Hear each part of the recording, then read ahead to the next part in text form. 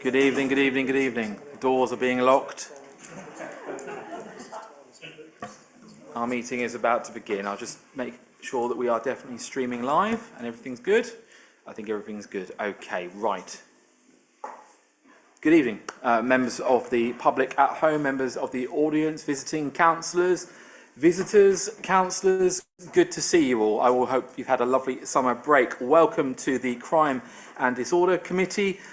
This is a subsidiary committee of the scrutiny panel, but it has a statutory function. We have to be here at least once a year to look at the work of the Safety Partnership, which in effect the City Council is the clerk of. So, action in the event of an emergency. There are no intended evacuations planned for this evening, but if an alarm does sound, then please evacuate orderly via the Town Hall main stairs or the stairs to the side, and then rendezvous behind the Town Hall in St Runwald Street. The meeting is obviously being recorded live. If you're watching at home, good evening, and of course we'll be able to catch up with this on demand in the future to see what we've said.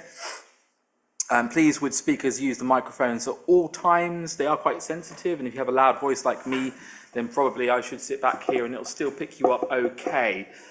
We don't particularly like mobile phones going off, and I've just got a brand new one, so it could happen, because I've just got it today. Hopefully not. If it does go off, there's a fine for the Mayor's charity, and in the spirit of the culture of high taxation, I might impose a levy on folks who decide to use too many acronyms. So can we just bear in mind that there are folks at home that won't know in detail all the stuff that some of us here do. Let's try and keep that one calm. At my discretion, if you do it too much, you might get fined as well.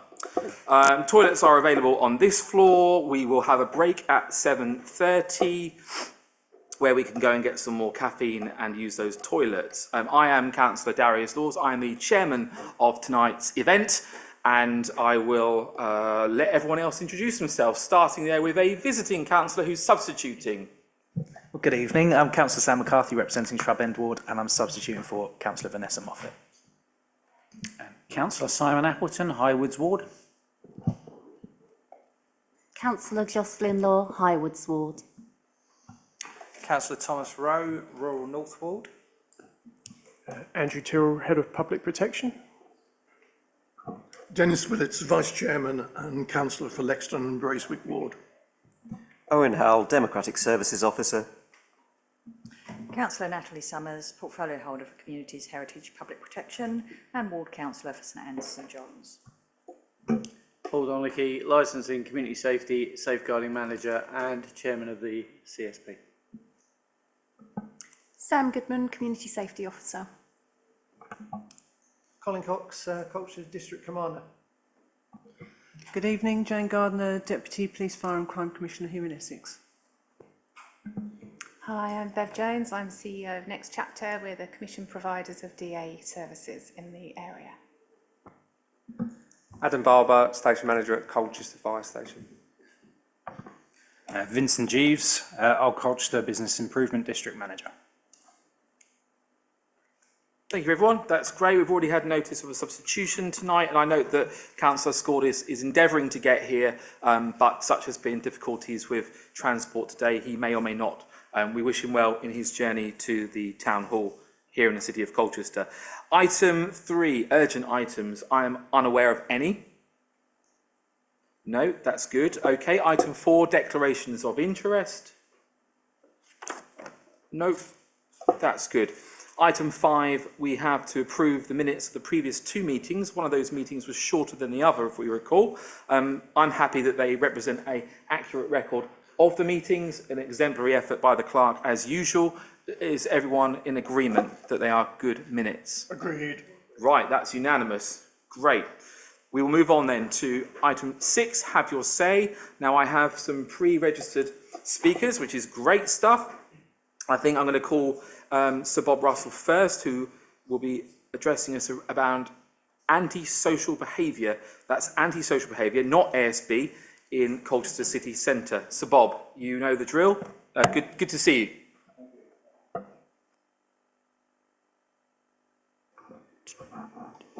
And so Bob, just, I mean, you know this anyway, but this obviously, you're about to speak about an item that is a strategic priority, a key priority.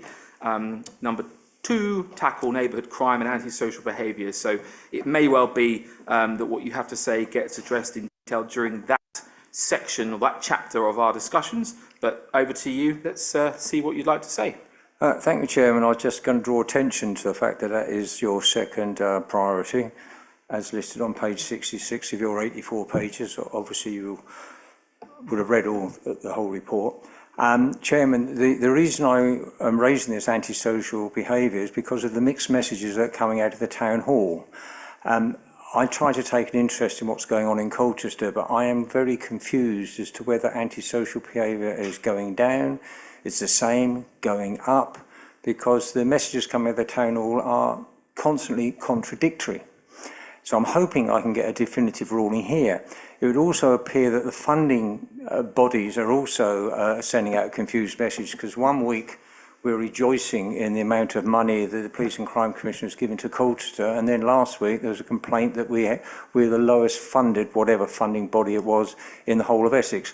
So those messages are not consistent, are they? I have to say I have no confidence in what's going on. What I do know is that antisocial behaviour now is worse than it was 40 years ago, because I was around at that time, not that I was involved in the antisocial behaviour, but rather I was trying to bring it down. And there was one issue which I particularly want to draw to the attention of this committee and to ask, quite bluntly, has this committee ever considered the proposals to create a new hotspot, crime spot in central Colchester, which is backed by the council, or at least backed by the council leader, which will throw open part of some Holy Trinity Churchyard 24/7. Yes, I know the rest of the churchyard is going to be locked at night. And the reason I mention that is because 40 years ago, when antisocial behaviour was not as bad as it is now, the wisdom of the collective voice of the councillors of that day was that the open Holy Trinity Churchyard needed to have replica rails put back. The originals were taken away during the Second World War. Every other churchyard, Chairman, in central Colchester is locked 24/7 to stop antisocial behaviour. Result, there is no antisocial behaviour in those areas. Holy Trinity Churchyard was open 24/7, a lot of antisocial behaviour. Antisocial behaviour has been zero for the last 40 years because the wisdom of the councillors at that time was to put replica railings around. Now, I hadn't appreciated that when you turned up at the planning committee, you actually proposed that the railings be removed. So we have the interesting situation that the chairman of the Crime and Disorder Committee has actually voted, not only voted, proposed that a new hotspot should be opened up, which I'm sure the head of police is absolutely delighted about. He must be absolutely dreaming of having his police officers now directed another place, having to drag them out of the Castle Park. Police officers in the Castle Park. The council should have its own wardens in there doing that. So you can see why I have no confidence in what's going on.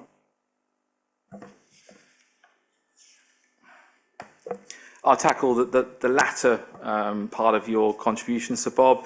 Indeed, I was a substitute member of a planning committee meeting in which a decision had to be made about the Colchester asset that is a church in the centre, and a small amount of railings and Victorian brick wall was to be removed to create a better access space to get into that church. I did support, in fact I did second the event. I think it was Councillor Davidson that proposed it. I disagree with you over this matter. There aren't gates on the front of the entrance to Timperley's, which if you want to go and urinate in tonight or cause antisocial behaviour, you could. There are other areas in the city centre where unfortunately antisocial behaviour does happen. That doesn't necessarily mean that every single area gets a gate put up around it. I think it has to be a bit more nuanced. If you prove to be right on this one, Sir Bob, then I will shake your hand and say sorry, but I don't see it as you see it at the moment, and I have faith that antisocial behaviour is addressed in the city centre as best as it can be. However, you make a very good point about mixed messages, and you are a former journalist, and so if you're not clear on what's actually happening, then I think we do have a concern. So I will ask the portfolio holder to respond to that, or to delegate a response around the messaging around antisocial behaviour. So what's the reality? Is it going down? Are we happy that we're in the right place, or is Sir Bob right to be confused? Thank you, Chair. Thank you, Sir Bob. Obviously, the crime statistics show that antisocial behaviour is declining, but I think the issue is that it's the types of antisocial behaviour are a lot more visible, what we're getting. We are getting groups of youths, particularly going into the library, causing trouble there, and obviously the library is now shut for refurbishment, and I know they are looking at putting in new security on the door so that it actually restricts the number of people that can go in and out in any one time, so that's going to stop those groups going in en masse and causing trouble. We do have wardens. We did have wardens going into the library regularly, and obviously we have the tag points where the wardens can actually tap their cards so that we know they're visiting these areas, and we know they are going into the park as well, and they're visiting St Botolph's. But we do have these hotspots.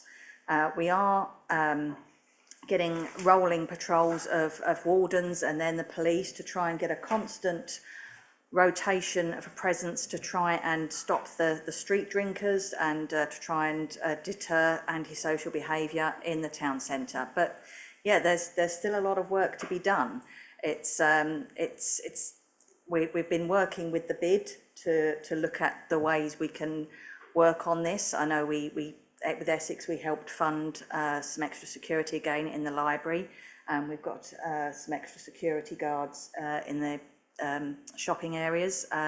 So there is a lot of work going on, but as I say, I think there is, because of the types of antisocial behaviour, it's more visible.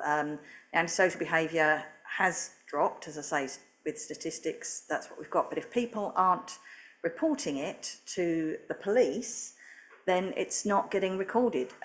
Putting stuff on Facebook isn't reporting it to the police, and it gets amplified on Facebook. But if you don't actually report it through the correct channels, either through calling 111, I think is it, I can never remember if it's 111 or 101, that's my brain not working, or going online to report these things. So there are methods and ways of reporting it to the police.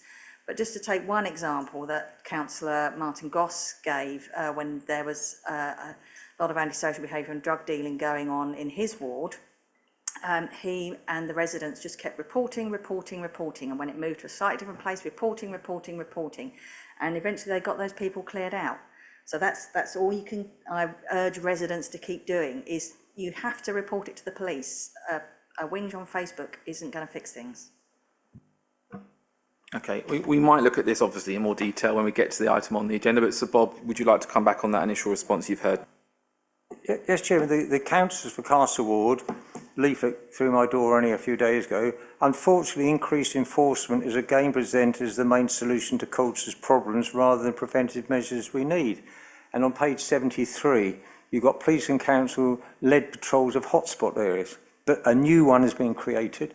And you talk here also about engagement and problem-solving focus for hotspots identified in the city centre. So clearly the ward councillors are on the ball. Clearly on page 73, there's an acknowledgement of that. What I haven't had, and I'm sorry, I'm still confused as to what the situation is. And what I haven't had is an answer as to whether this committee has ever considered the Holy Trinity Churchyard proposal, because this committee should have been consulted. The police only knew when I told them. The sort of dialogue that goes on in the way Colchester Council operates nowadays. Just to conclude on this bit, 40 years ago, we knew there was antisocial behaviour in Holy Trinity Churchyard. That is why the railings were put back. I'm going to move on, but Sir Bob, the context is a little different. There was a pub directly next to it 40 years ago. And I think that had something to do with the work that you took at the time to protect the graveyard, sir. The antisocial behaviour was after the pub shut. I just observed on the live.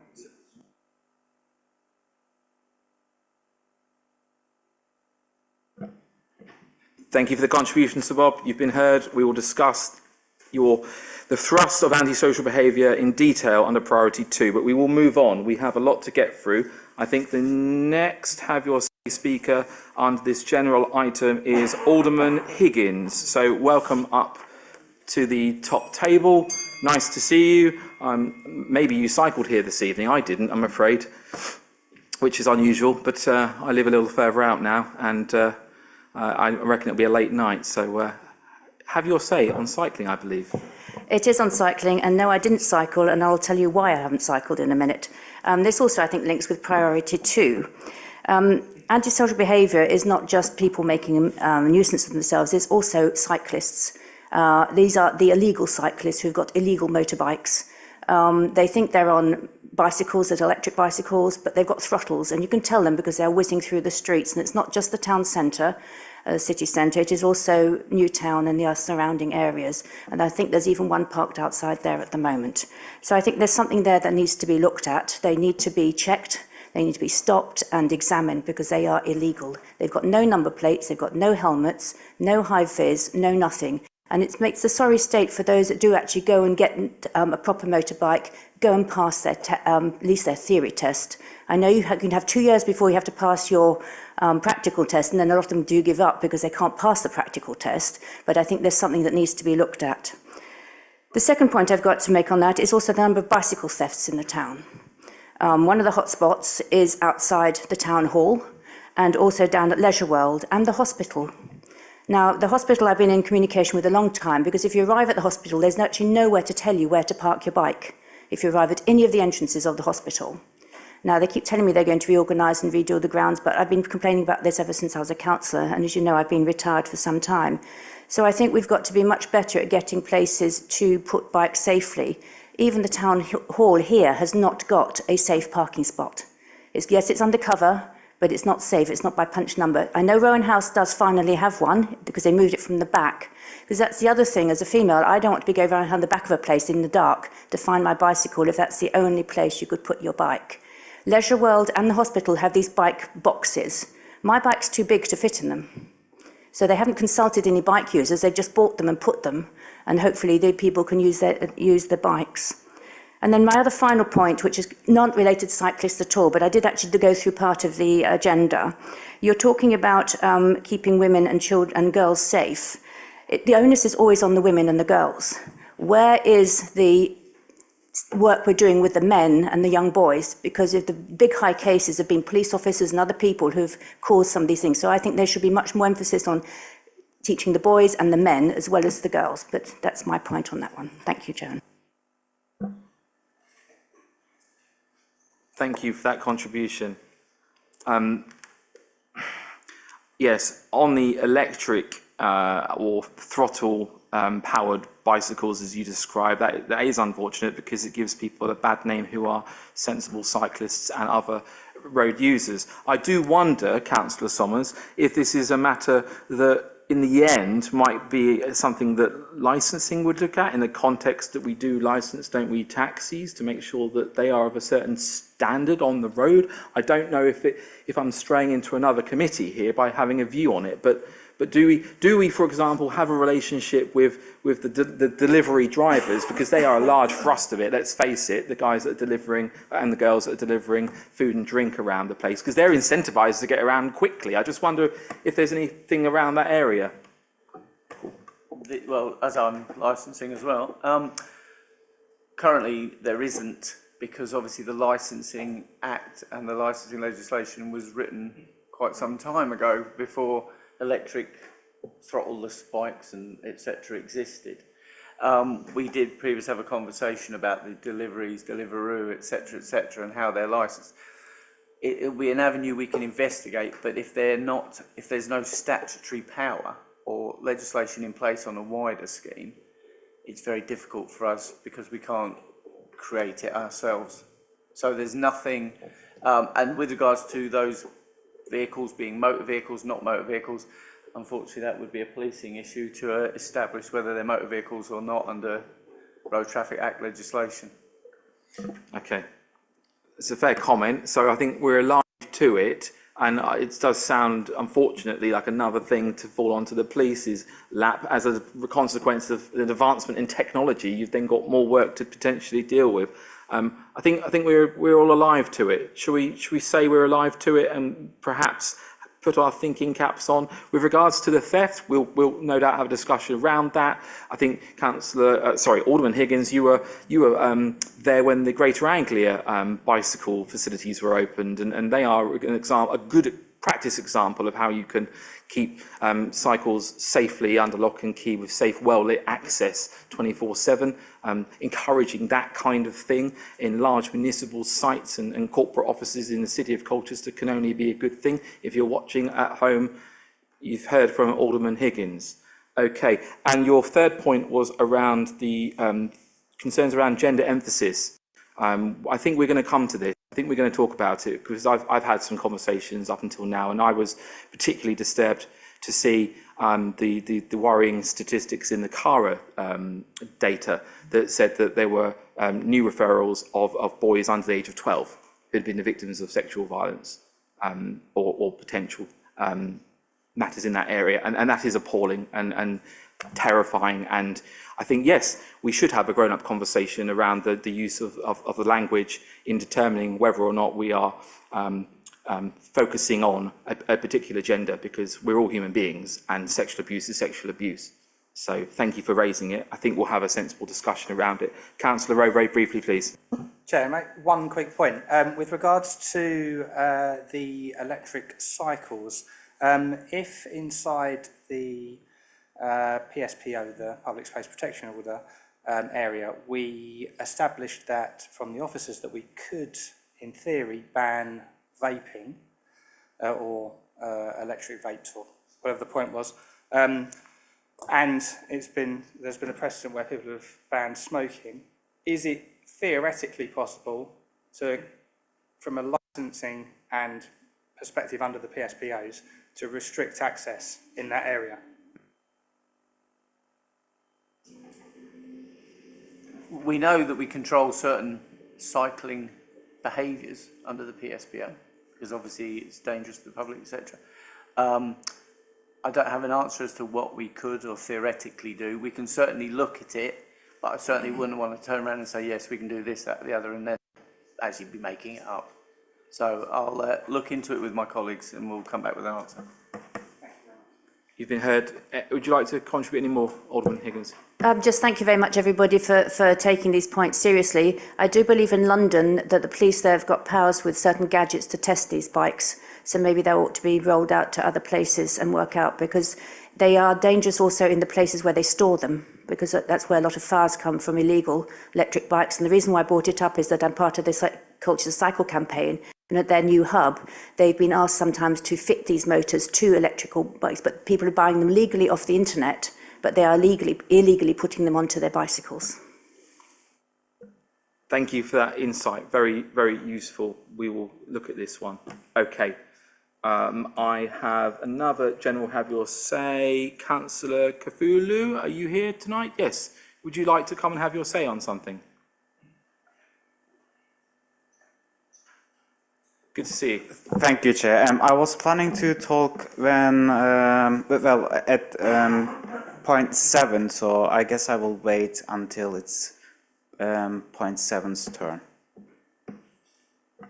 We're there, so you go for it. All right, thank you. Item 7, Safer Colchester Partnership. Thank you very much.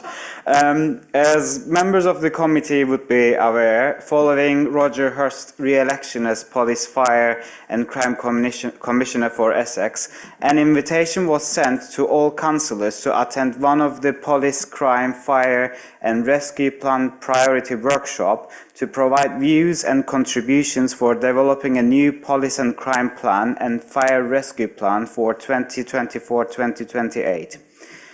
Firstly, I would like to express my disappointment that in the workshop that took place on 13th of September, out of 60 councillors who are representing Colchester at the city and county level, I was the only one who turned up to this meeting. My only hope is that there were councillors who attended to the session on the 5th of September. Although there is room for improving the scopes of projects and initiatives for the identified objectives within Colchester Community Safety Partnership, I'm glad that number one priority of CSP is safeguarding adults and children at risk of violence and exploitation, which explicitly has developed interventions to tackle and reduce hate crime as one of its objectives. I believe, and I'm sure most of the members of the committee would agree, that the projects and initiatives we have for this objective require us to go beyond delivering hate crime awareness and ambassador workshops. Therefore, I would like the committee to consider having greater collaboration and involvement with local community and minority groups to encourage reporting of hate crime. As highlighted by the district commander in the last committee meeting, I share his concerns that disquiet was being felt at the fall in reporting rate and that incidents were being underreported. However, I am glad that hate crime is explicitly identified and referred to within Priority 1 of Colchester CFP. It gives me great concern and disappointment to inform the panel that during the Essex PFCC Priorities Plan workshop, hate crime wasn't mentioned once. And when I expressed my concern, and when I expressed my disappointment and shared my concerns, I was told that hate crime isn't a priority. As I mentioned in the last full council meeting, antisocial behavior also includes threats and intimidation, and one cannot talk about threats and intimidation without mentioning racism, homophobia, ableism, and transphobia. Over the summer, according to reports published by the Essex Police, Colchester has higher numbers of hate crime than Chelmsford, and Castle Ward is a hotspot for all forms of discrimination and hate crime. Last week, Essex Police Hate Crime Branch published its annual overview and report where a dramatic increase in Islamophobia and anti-Semitism-based hate crimes in Colchester was observed. Therefore, I would like to encourage and bring it to the attention of the members of the committee that if we were to effectively address hate crime, we need to acknowledge that almost 30% of victims do not state their ethnicity or their ethnicity wasn't recorded. We must ask, what are we planning to include in our strategy and priorities to increase victim support and trust and ensure that victim data is collected accurately? Modern slavery and human trafficking are happening in Colchester. Between 2021 and 2022, there were 49 investigations covering criminal, labor, sexual, and other types of exploitation. I believe an effective MSHT policy requires identifying the common sectors and demographic patterns and making preventative and informative resources available and accessible to potential victims. Thank you. You speak with passion for people that aren't always heard. Thank you for that contribution. There is an awful lot to cover there.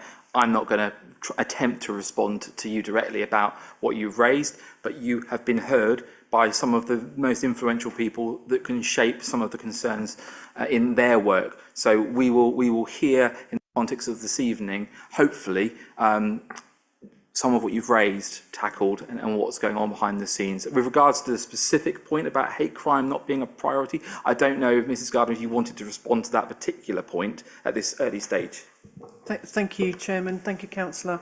I think I attended every single workshop on the police and crime plan and the fire and rescue plan. And I don't recall, but I'm not saying that it's not what you say, but I don't recall us saying it's not a priority. I think it's about how we categorise it in terms of thinking more broadly about vulnerable people. But what I can say to you is your comments were very welcome at the workshop. I do recall them. And we are in the process at the moment of taking all those comments on board and thinking about the changes, the tweaks we need to make to the plan to bring them to life for the comments that were made. Just can I say as well, Chairman, in terms of councillors, I completely understand what you say, but equally, they were a series of workshops, but also we've spoken to a number of groups outside the set workshops, including the Essex Association of Leaders and Chief Executives. So your leader would have been represented there, probably in person. Knowing him, he does come to all those meetings. Just looking at him, he's not looking at me. That's fine. But just to reassure you, we have taken many views into account, and councillors particularly have had every opportunity to actually make the contribution. But I do thank you for your comments.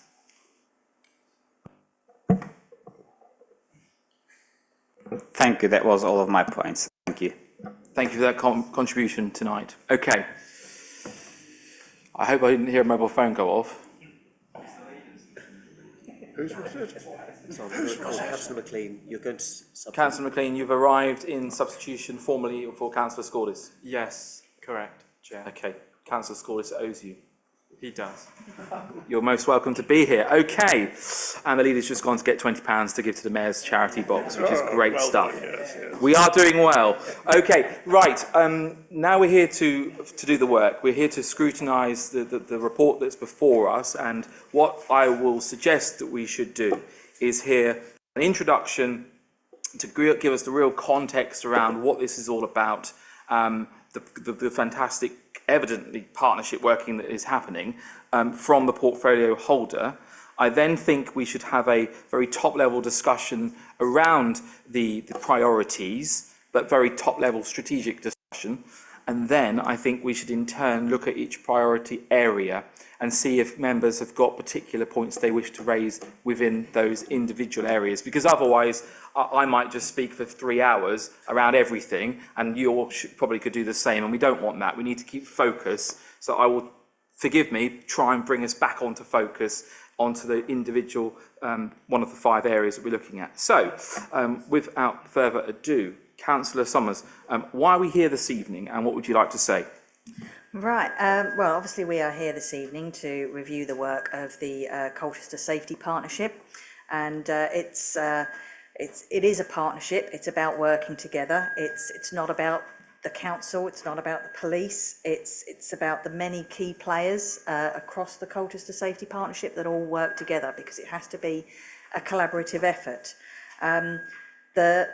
The main work that the Safety Partnership does is around prevention, because obviously, as we know, if you could actually stop something happening, it's better than obviously cleaning up the mess once it's already happened. So, and not judging the police performance, obviously, when crime happens, that's not what the Safety Partnership is about. The work in Colchester, the Safety Partnership does, it's often held as a best practice. It's well respected by the Police, Fire and Crime Commission. We've had some great outcomes.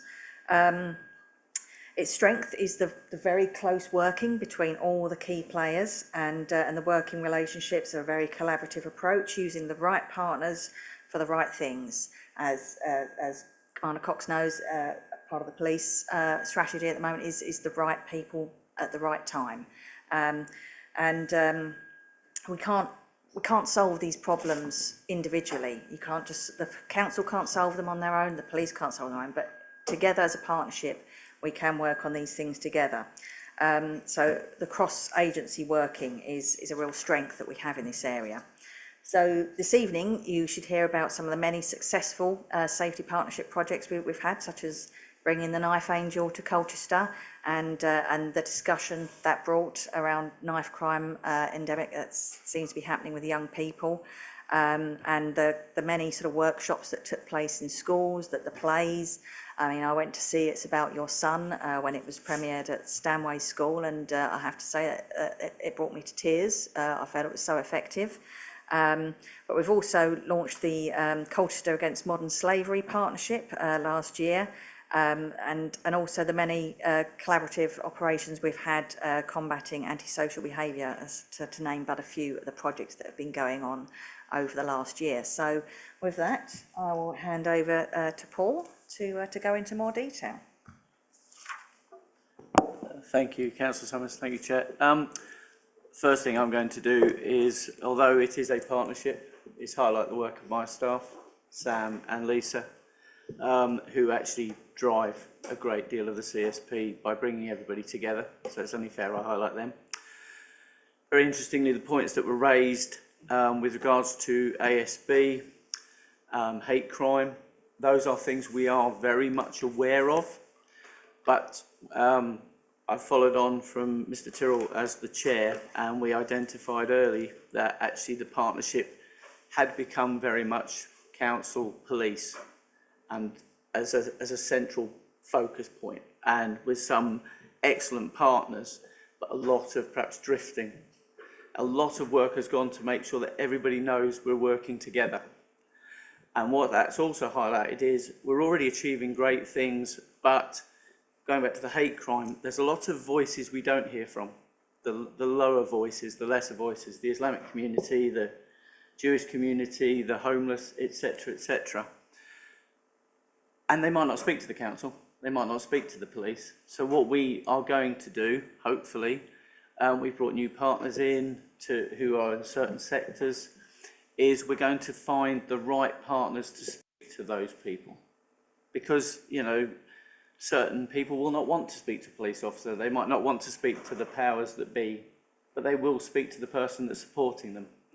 So we're going to be less about us and more about the voices. Now we have priorities, and if you look at our priorities, the ones we're looking at for this year, the year just gone, and the new ones, we tailored the domestic abuse one to make it more about everyone. It's not just about women and girls. It's not, and male, but not just male victims, but also male perpetrators, because if you can educate perpetrators, saw some great theatre performances that went into schools to teach young men about what was and what was not acceptable.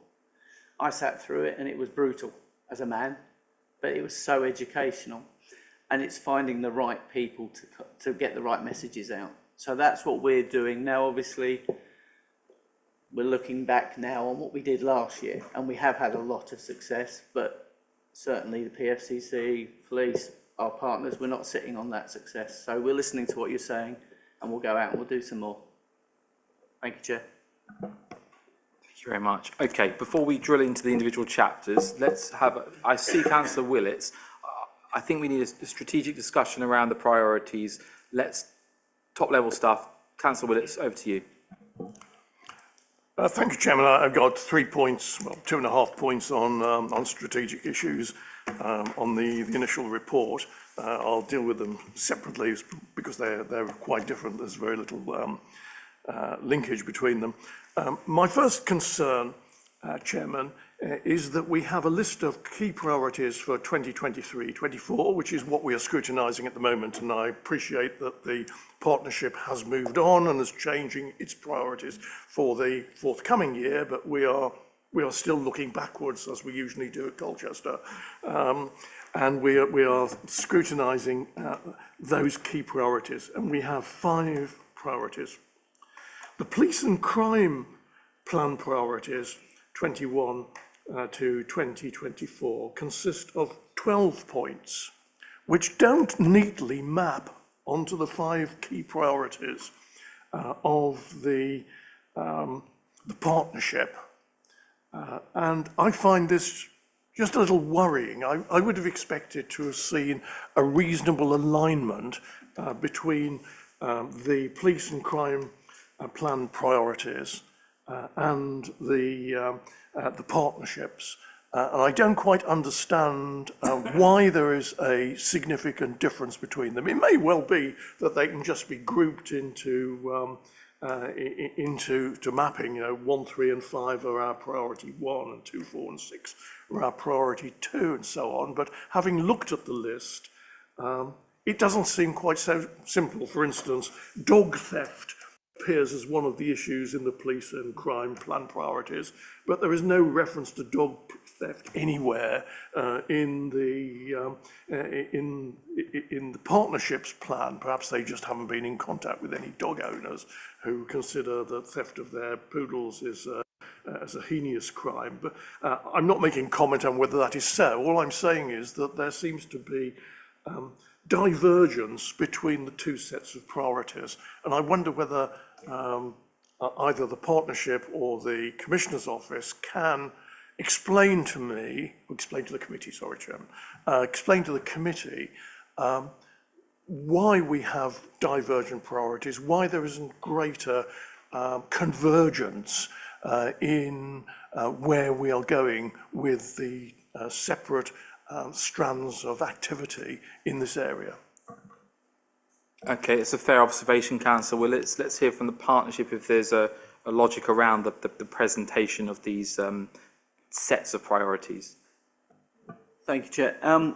I've only been involved in one, and that was for the 24-25 priorities. So the issue is we obtain a great deal of data, crime figures, surveys, PFCC reports, all sorts of things, and the PFCC are representing Essex for this time. We're representing Colchester, and when you look at the priorities we set, I mean, it's the theft of a dog, we would be tackling neighbourhood crime.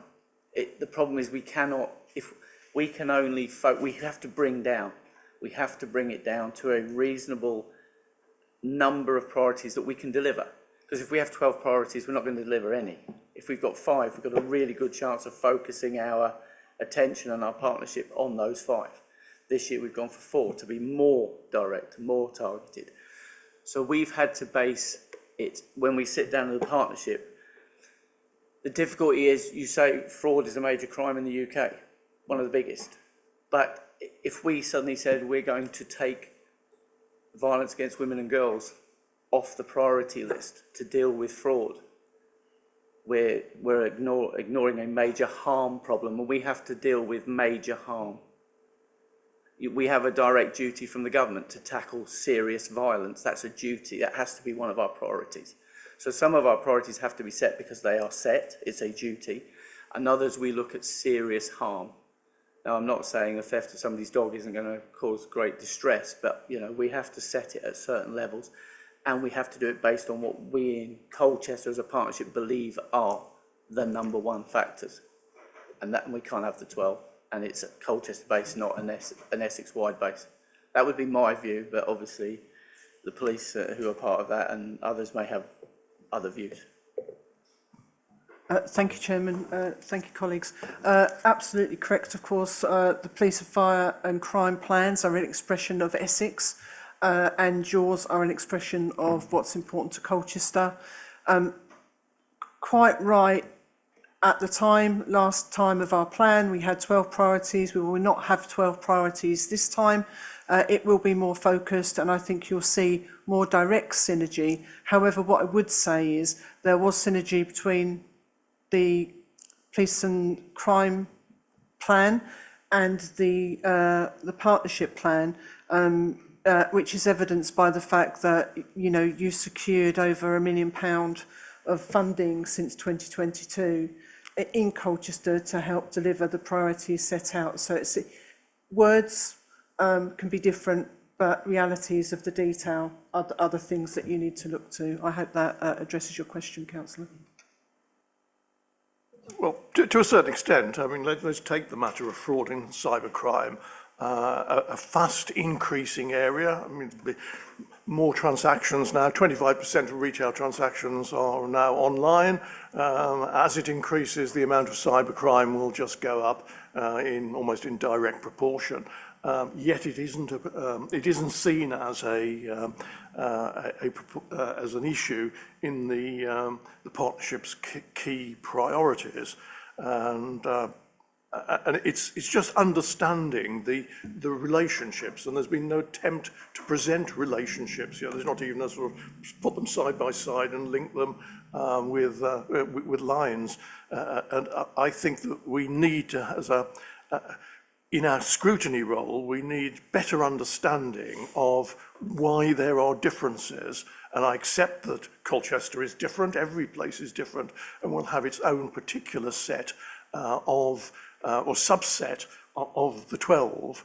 But I would like to see, or I think the committee should see, an explanation of why they are different and where the priorities lie. I think that is fairly fundamental to the work of the partnership, how it chooses its subset of issues to pursue and why it does so. and why cybercrime is not there.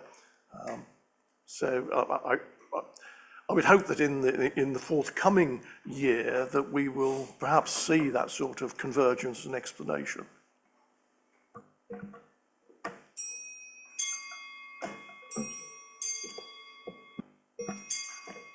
We'll just wait for the clock. Mr. Tyrrell. Thank you. In addition to the points that have already been raised, I was just going to add a slightly different angle on this in terms of that there's a sort of hierarchy to how priorities flow through from Essex through to Colchester. So I think you will see some synergies. I think if you look across most CSPs in Essex, you'll find pretty much all of them either first or second priority will be domestic abuse, because that is covered across the area, but then you get some geographical differences. I can't profess to know the stats well enough to comment on dog theft, but it's, as far as I'm aware, not a sort of major issue in Colchester. I think it's more rural areas and sort of high breeding, sort of high value thefts is my understanding of it. But how we then work is we go through the same stats and the evidence, and that's the bit that just separates some of the local priorities as to what are we actually seeing in Colchester compared to some other places. And we have the meeting, I think it will be in January of this year, to look at those priorities for next year. And when we set priorities locally, it's not to say that one thing might not be as important in Colchester as somewhere else, and fraud is the one I'm going to highlight as a key example of this. But we look at that, what can the partnership do between all of the individual organisations that are in it locally to tackle that issue? And fraud is something where you've seen national adverts on fraud because the messages are the same wherever you are. There's no sort of local context to it. How to prevent and safeguard yourself against fraud is pretty much the same across the country. And because there's a national campaign to provide that message, we don't necessarily need to concentrate on that for a Colchester specific message, whereas there are other issues where you're not going to see government national campaigns, and those are the ones where the partners can make that prevention difference by tackling those gaps. So that's why you might see some differences in our priorities. And of course, everything is important, but you can't have a long list of priorities. So we're just separating what we concentrate on that 12 months for where we think that as a group we can make some sort of difference through some of the projects we deliver. I like that explanation. Councillor Willits, does that satisfy you? I just think it should be explained, Chairman, as part of the partnership strategy. There should be an explanation of how the issues ripple down and which ones are the important ones for Colchester, and that does seem to be lacking on the documentation at the moment. But we will be seeing the new matrix, which we will be scrutinising at the next meeting, and it may well be that this can be explained via the matrix of crime, where it's happening and what's being done. Okay, you had two other points, if I recall. Oh yes, Chairman, the next one is on the funding. And again, it's a matter of linking things together, pulling them together so that we have a really plausible, interesting and helpful story about how it works. In paragraph 13 of the report, we have a list of the funding bids that have brought money into the orbit of the partnership plan. And from pages 24 to 56, we have a long list of excellent work which has been done in the 5 priority areas by the participant members of the partnership. But there seems to be no drawing together of, for instance, how much resource is being put into each of the 5 major priorities. And I think it would be interesting to see whether the funding is being spread, how it's being spread, whether there is necessary sufficient funding going into all of the priorities according to their need, or whether the grants are stacked up in favour of 1 or 2 particular priorities. So there is no real description of the cost benefit. We have the costs. we have some of the costs, we have the benefits, but there is no rationale linking them together. They just occur as two blobs without anything that helps us to understand whether the partnership is providing the appropriate resources for each of its priorities. And of course, it's rather a difficult issue because some of the costs are covered by grants, which are clearly explained in paragraph 3. Much of the activity going into the partnership is not grants, it's contributions in terms of time and effort by the partners. But we as a scrutiny committee have been given authority by government to ask the questions of all the partners. This is not just a Colchester City Council issue of what is going on within our own organisation.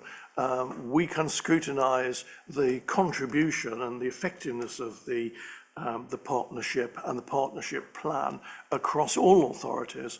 And I would certainly suggest, Chairman, that the committee should have a better understanding of how the income from grants and the income and support in terms of people power and other resources from the partners participating are applied to each of the priorities, so that we get a feeling. And we don't need to overanalyze this, but we need a feeling for whether there are an appropriate level of resource going into each of the priorities according to its importance in the partnership plan.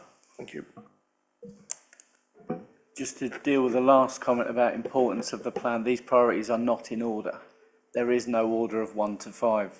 Those are our 5 priorities. They've all got an equal weight for us as a partnership. So we wouldn't necessarily say, when you look at the list, you go safeguarding and children at risk, that's going to get 75% of the funding and the hours. So the first is then, and that's always the difficulty of having 1 to 5, 1 to 4. People look at number 1 as being the most important. With regards to how we share the money, obviously, as it's explained in the paragraph, safer streets, we could I think we could easily, and Sam does all the work, so I can say it's easy. We can identify which priority it possibly falls under for a future report, to say this falls under priority 1. I mean, obviously, if it's DA funding that we share with Bev and support with staff with CBH, Borough Homes, I know we don't like acronyms, Colchester Borough Homes, the DA officer, we can explain that's obviously what priorities those are under. But that would also cross over, because although you're dealing with victims of domestic abuse, you're also safeguarding adults and children at risk of violence. So it's crossing over. We can say where we think it's targeting, but obviously, or where it's assisting, but it's also going to cross in various locations. This report was already 60 something or 70 pages long.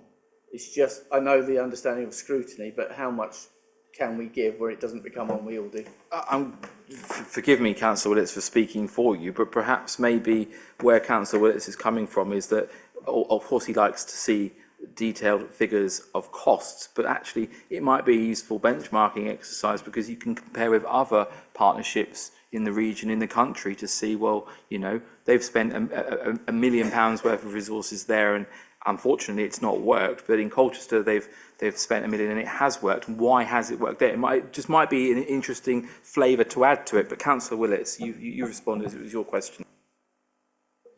I accept that it could be difficult and we don't need to spend an inordinate amount of time, but it's just an indication of the allocation costs to each of the priorities. I mean, when one looks around the room here, I mean, we have a considerable body of people power just sitting around. Now, I don't know whether, we know the divisional commander spends 110% of his time on these matters, but we don't know whether other participants spend 1% or 100% of their time on partnership work.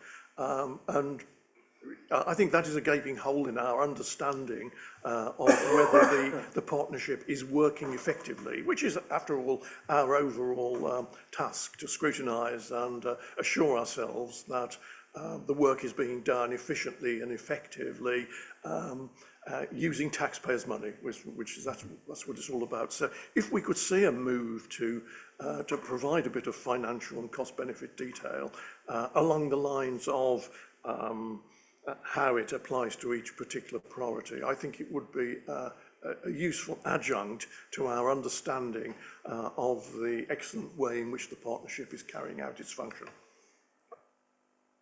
Just to confirm about taxpayers' money and the grants, we are held to account by those who give us the money, because ECC, PFCs, we have to say what project we've delivered, what the results are, et cetera, et cetera. So although the scrutiny panel here potentially hasn't had that oversight of are we using it wisely, we are scrutinised by those who've actually given us the money in the first place. And Chairman, by Act of Parliament, we as a scrutiny panel also have right to do that, and a duty, not only a right, a duty to do that. So if we record in our minutes that we would like this information to be available, then there is a legal requirement for it to become available. So I hope the panel can include We that. can share the same data results we return to PFCC and ECC et al. We can obviously provide to the panel. Thank you. I think that's okay. Yeah, thank you, Councillor Willits. Noted, accepted. Point 3, Councillor Willits, your question 3. Oh, yeah, it was a minor issue left over from our discussions on domestic abuse at the last meeting. We had a long discussion on it, and when I read the minutes, we didn't really resolve what was happening. And the issue, as I recall, was the instances of domestic abuse reported to the police were going down, whereas the number being dealt with by the support services was going up. We are a crime and disorder panel, and we can only really function on crime and reported crime. And if crime is not going to be reported in its totality, and it never reported in its totality, but a significant amount of it is not going to be reported, it makes life very difficult for those people who are supposed to be allocating resources, deciding on priorities. And if I can take a silly example, and it really is a silly example, someone gets murdered, they go to the homicide support group who give counselling and support for 3 months, at the end of which they suggest perhaps you might report it to the police. We'd say that was absolutely ridiculous, unacceptable, it shouldn't happen. However, on domestic violence, it would appear that people who have been in a position of having a crime committed against them are not reporting the matter immediately to the police. They're waiting for perhaps a more opportune time or hoping that the matter will go away. And this is unfairly skewing the statistics. And we discussed this at the last meeting. We never got around to actually seeing our way forward. And it's not only with domestic abuse, there may be other categories of crime where the reporting is poor. And I wonder what the partnership is doing to ensure that across all areas of crime, but particularly domestic violence and domestic abuse, because that was the one on which the argument centred, that there is better reporting. Reporting of crime is the fundamental for managing crime, for investigating it, for taking people to court. And if there is laxity in the way crime is reported, then the system will not work as well as it should be. So can I inquire what is being done by the partnership to ensure that crime is better reported in Colchester? Just for the record, around this table, we always encourage all forms of crime to be reported, even if someone perceives the crime to be a small or insignificant one. Commander Cox and the Commissioner's Office cannot do their work if they don't know where things are happening. So for the folks watching at home and for the record, crime must be reported. But to go to Councillor Willett's specific point, because Mrs. Jones will recall that discussion last time, and I just wondered if you wanted to interject at this stage around some of the sentiments from Councillor Willits around an area that you know very well. Thank you. I remember the discussion that we had last time, Councillor Willits. I think it's a gnarly point because I'm not sure that the numbers that are reported to us will ever match the numbers that are reported to the police. And I think we need to recognise that it is every victim's right to decide how they progress with the support that they seek. And I think seeking to perhaps put some onus of blame on them for not wanting to report it to the police probably would fall within some of the victim blaming language that we talk about. It's the onus shouldn't be on them to have to report. I understand the point that you're making, and I understand that in order to look at the level of need in our area and therefore the amount of resourcing, you need to understand the amount of people who are experiencing domestic abuse. That's why we work really closely in partnership with each other, and I think across the board understand that whilst the numbers that are reported to the police and the numbers that are reported to support organisations don't match, we use both of those figures in order to inform the need in the area, and everybody recognises that actually while somebody may choose not to report something or to progress it as a crime, that doesn't mean that it isn't a crime and therefore should still be subject to discussions here and talk about the level of resource that needs to be put into support services for people. I'd like to reassure you that we aren't tea and sympathy, and we don't sit round the table with somebody for 3 months and then at the end of it say, would you like to report it? From the very first instance, we talk to people about whether they feel comfortable reporting what is a serious crime, because we understand that for some perpetrators, the only way that we will stop their behaviour is by bringing in criminal justice consequences for them. So consequently, we work really closely in partnership with the police.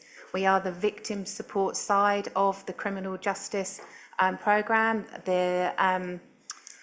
For goodness sake, the DAPST team, so the Domestic Abuse Problem Solving Team, that was put into existence, which is the new way of looking at some of the most prolific offenders, was put in place and designed in partnership with us, saying, well, actually, we are the people who are best placed to provide the victim support, whereas the police absolutely should be looking at perpetrators and disrupting that behaviour. Part of our remit in that is to support victims through their reporting of crime, so that we can make sure that both sides of it work together to reduce domestic abuse and to impact on some of those most prolific offenders. So we absolutely, it forms part of our first discussions with making sure that people feel comfortable.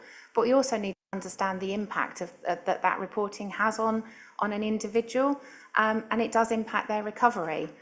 For some people where their relationship has ended, they want to move on. And what we know is that the criminal justice system and the delays in the court where somebody has experienced domestic abuse, they have ended the relationship, they've been through domestic abuse support, they may have moved, they've gone to refuge, they've relocated, and then they're looking at a court date that is 18 months or 2 years away for coming to court. So they have to hold on to all of that in order to bring it back and be a witness in court. And what happens is that people naturally will step away from that process because they want to recover, they want to get on with the rest of their lives. So what we are doing in partnership with the police is looking at collecting that very best first evidence so that we can go through evidence-led prosecutions, or the police can look at evidence-led prosecutions rather than victim-led prosecutions, so that people can step away from that process, they can give their evidence, they can step away, they can get the support that they need, they can recover, move on with their lives, but actually we haven't impacted on the criminal justice system of holding those perpetrators to account.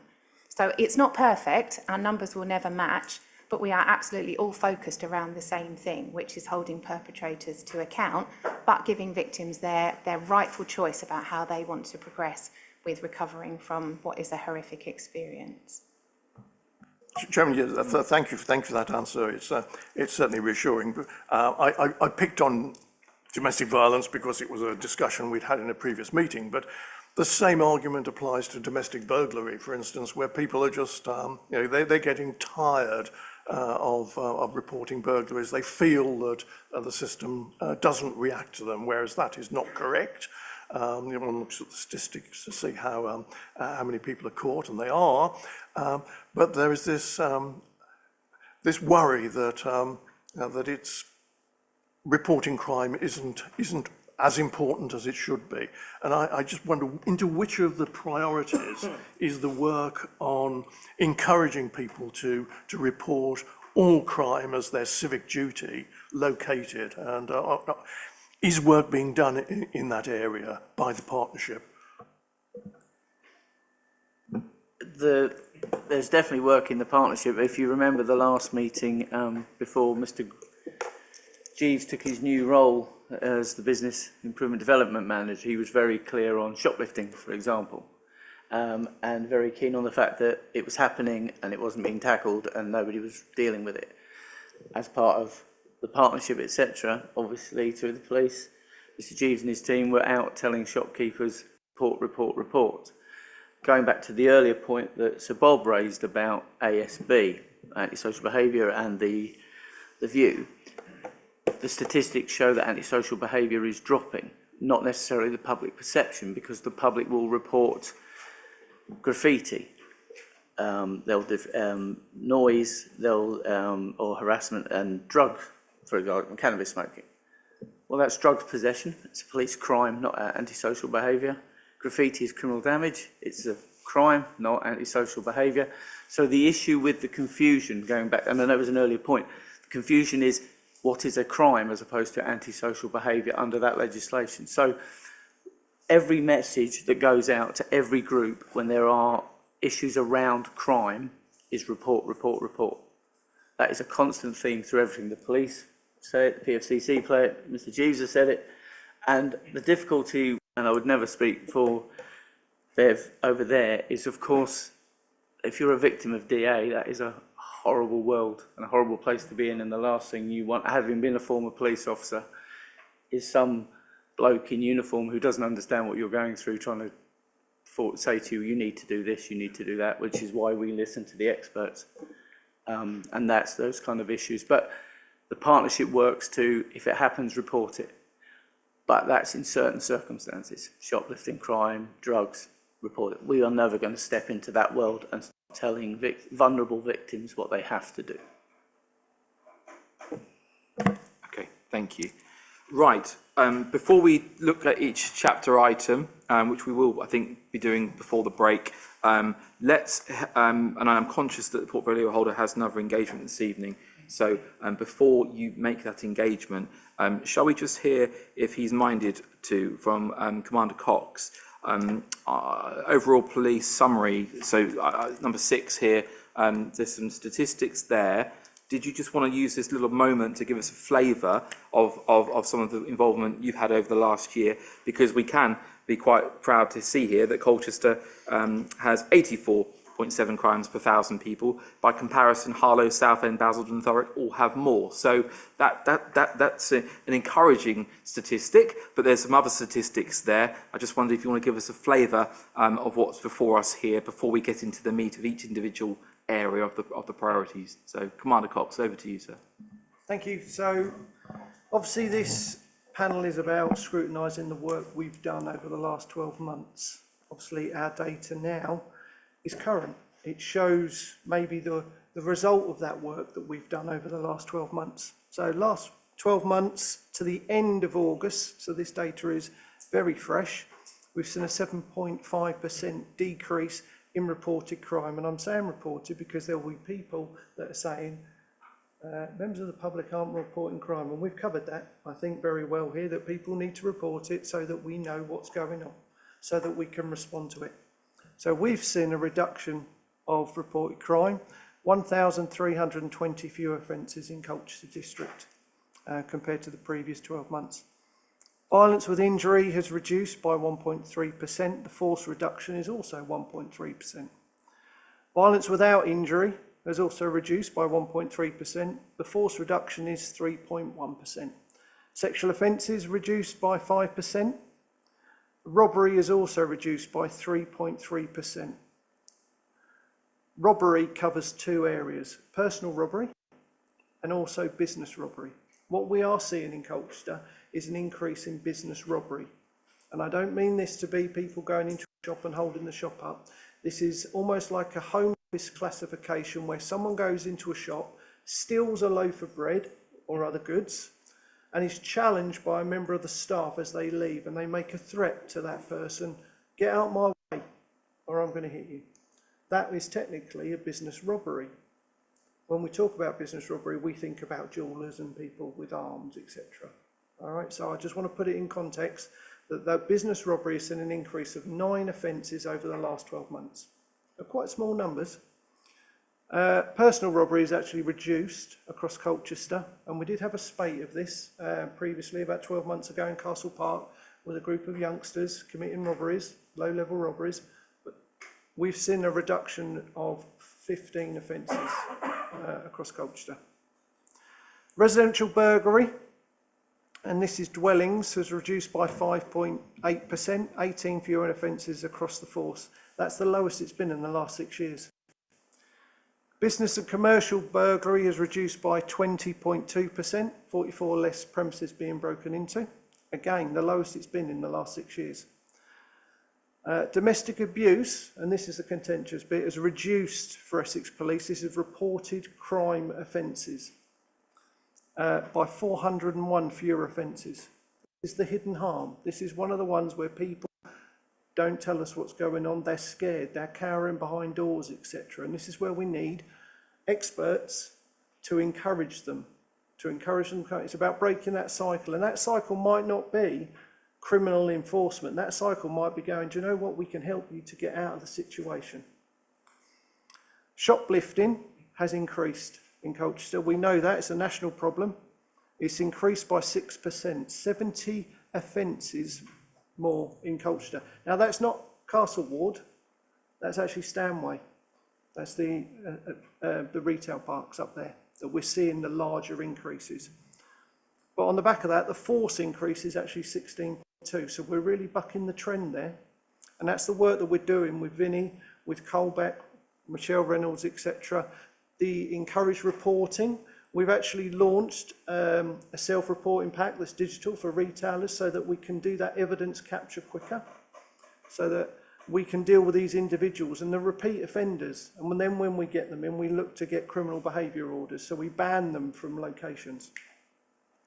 And then antisocial behaviour is reduced by 3.5%. It's starting to plateau for Colchester, but it's the lowest it's been in 6 years. We will always get antisocial behaviour reports because people will come to us. Some of it will be recorded, as Paul said, as substantive crimes. People think shoplifting is ASB. It's a substantive crime, so we'll record that. Criminal damage, we'll record that as criminal damage. All right. Groups of youths walking around the streets, sometimes that is not ASB, but it's that perception of what are the groups of youths doing. There was a listening project done by the Violence and Vulnerability Unit, and that fed us back that youngsters actually wanted to be around in numbers because they're scared. So we need to deal with that problem. Why aren't we addressing the root cause of why there are large groups feeling safe to be together in the city centre? And so that's really the statistics. There are areas that have gone up, and I'll just go through a few of those. It was mentioned about bike theft, 35 extra offences.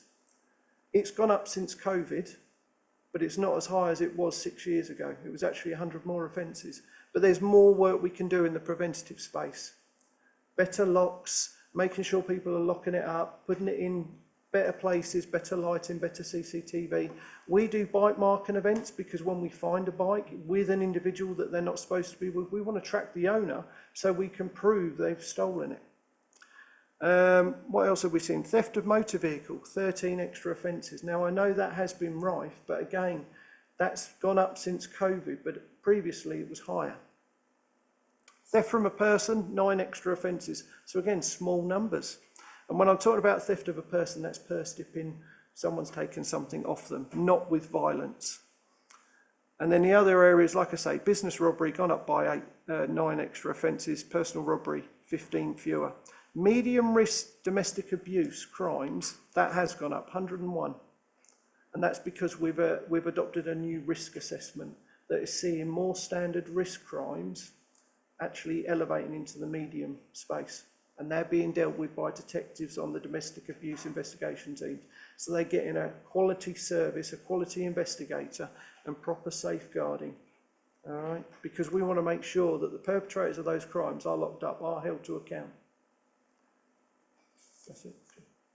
Thank you for that. Okay, I'm going to look to members, just if you want to have a brief comment or observation about any of those stats, anything you want to clear up really quickly before we get into the meat of the 5 areas, I'm happy to do that. And I'm also conscious that the portfolio holder has to go, so if you would like to direct anything in her direction, it might be a good idea as well if you'd like to. I saw Councillor Rowe first, and then Councillor McLean substituting for Councillor Scores. I don't mind if Councillor McLean wants to go first, if he's... Sure. Thanks, Councillor Rowe.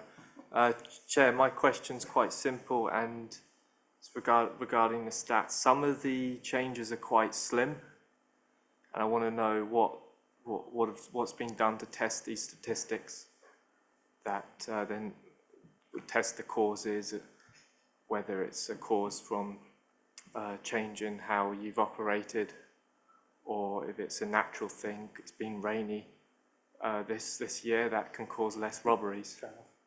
Thanks. Okay. In relation to the robberies, like I say, we had a group of youngsters that were committing crime.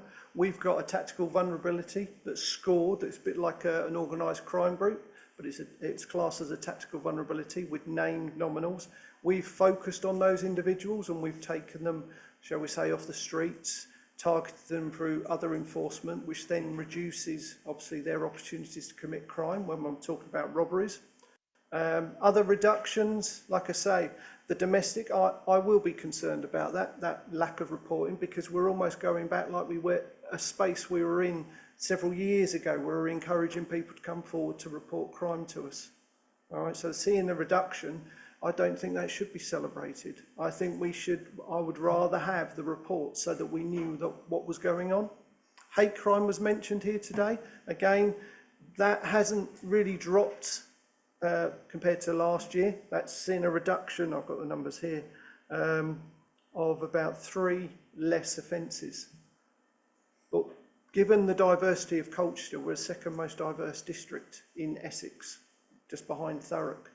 And we know the challenges that are national but also international challenges, as in what has gone on in the world. And we know there is feelings, some emotional feelings. So why aren't people reporting more crime to us? So we need to do, as a partnership, we need to do more. We have hate crime awareness weeks. We've spoken about hate crime reporting centres. So again, whilst I've seen a dip, I would actually welcome that rise, because I want more victims to come forward. I want to know what's going in those hard to hear communities. We have a good IAG here in Colchester that's well represented, and anyone can be part of that, IAG, Independent Advisory Group. So again, anyone can be a member of that IAG, but it's actually having people that come forward to be the voice of their community. A good answer there, Councillor McLean. Councillor Rowe. Thank you very much, Chair. Last year, I asked about rural crime and speeding and antisocial behaviour. I noticed point 6 in the police priorities is protecting rural and isolated areas. As a representative of rural councillor myself, when talking to my residents and the parish councils, who represent also my residents,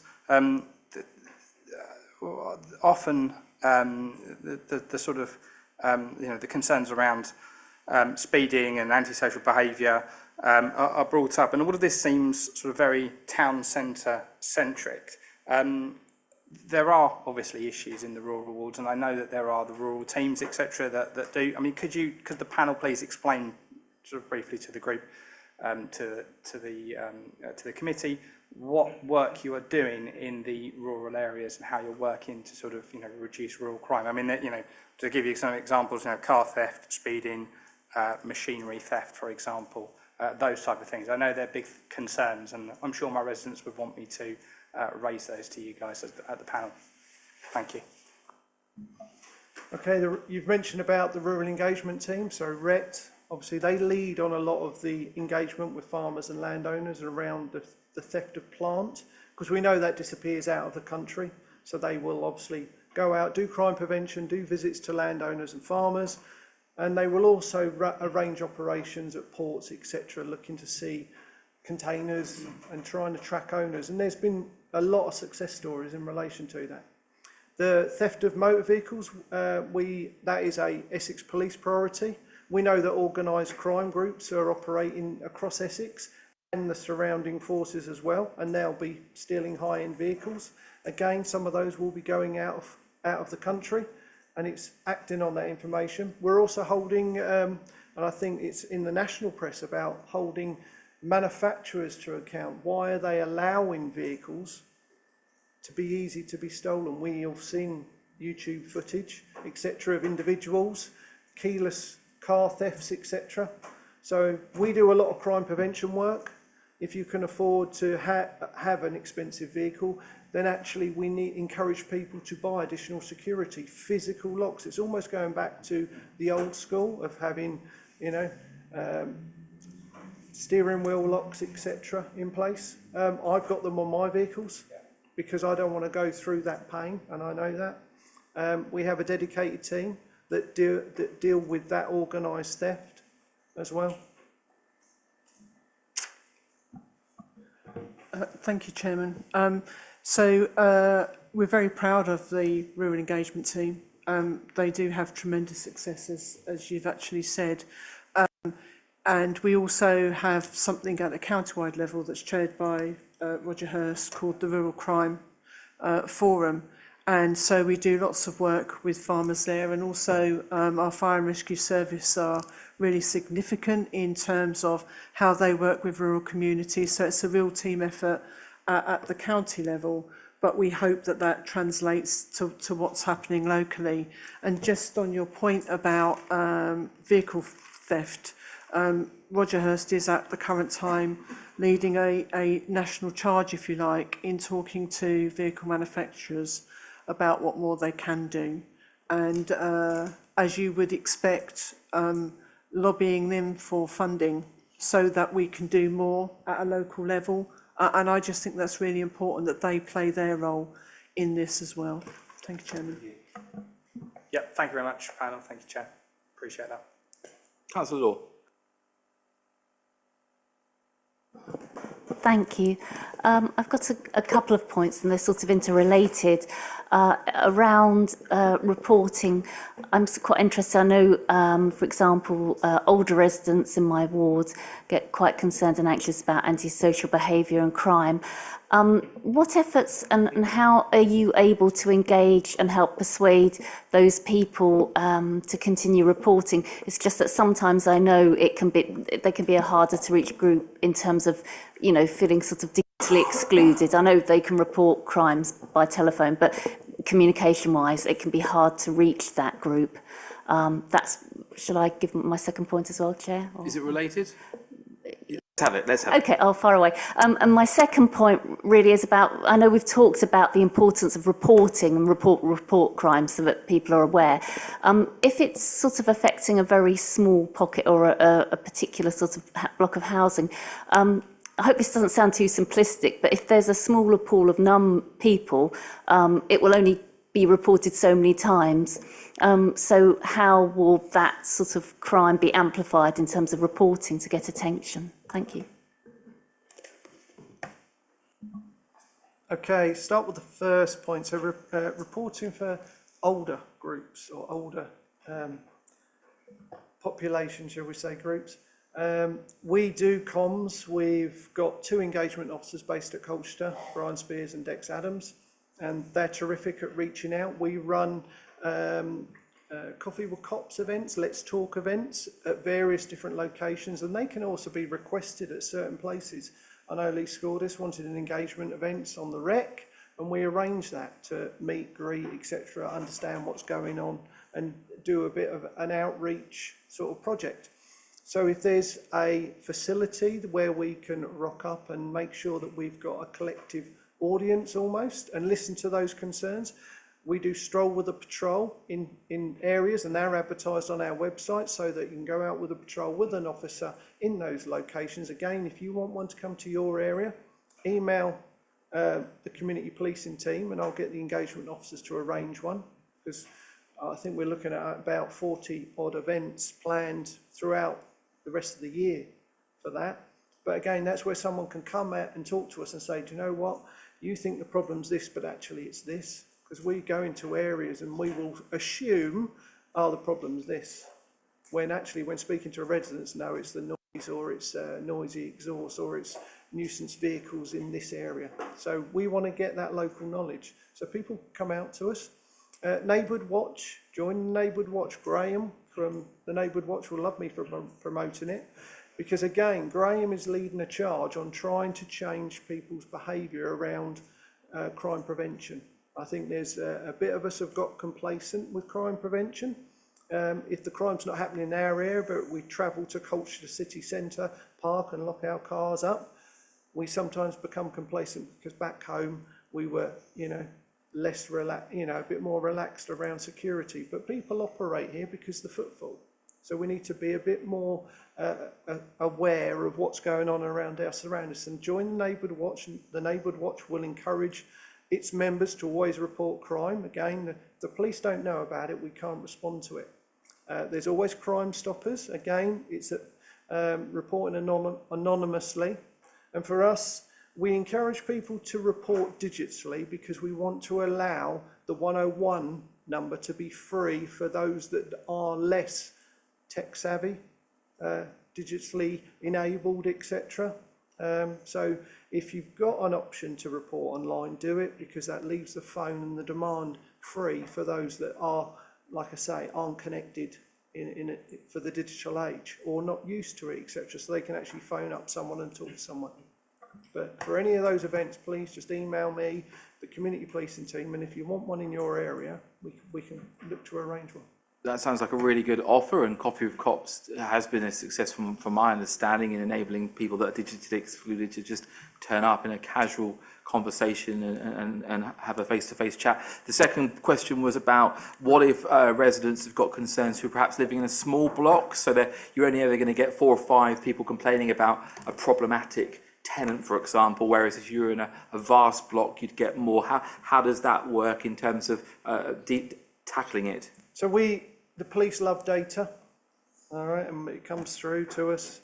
So every week and every month there will be repeat call lists to us, so we can identify repeat victims of crime, but also repeat callers. So if there's a highlighted issue, and that's why we say keep reporting it, because if we haven't picked it up the first call, then the second call or the third call, that's being raised on a spreadsheet to say, look, all these people are calling in for this one area. What are the community policing team, the town centre team, what are they doing to problem solve that issue? So whilst you're saying it might be small numbers of calls, if they keep reporting it to us, all right, we can pick it up again. We can email in to say it's an issue. If it's a housing issue and it comes under a housing association, look for the wider partners as well, because we all talk to each other. So if there's an issue with Colchester Borough Homes that they're experiencing with a tenant, their employee will come to us and say, what have you got on this address? And we'll collate all that information. Thank you for that. Okay, it is 1 minute away from 7:30. I would like to take a break now, and then upon return, we'll go through all 5 items, and I'm sure we'll hear more questions. So thank you very much, everyone. Can I suggest we have a 13-minute break? So back here at 7:42, please. 7:42. Thank you very much, everyone.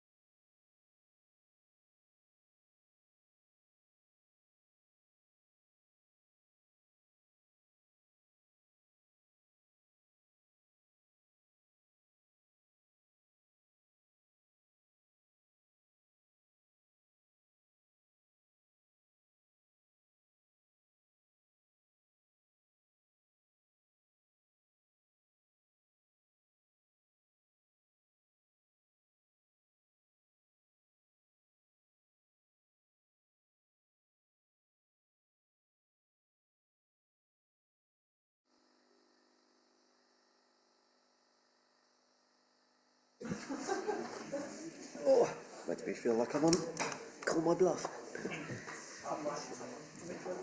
Oh, yes, please. Cheers, Michael. Welcome back, colleagues. Welcome back, guests, members of the public watching at home. We're now into part 2. We're going to be seeing some visual slides, which will give us some meat behind some of the project work. And then I'm going to ask councillors to refrain, but to hold back their questions, and we'll have those questions under each of the headings so that everything gets a proper airing. And that helps us in making any recommendations this evening. Okay, over to Paul.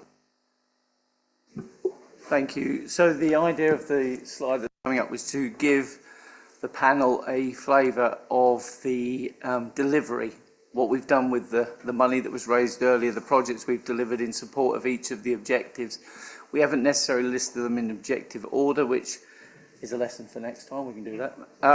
So just to give you a little bit of background information on these projects.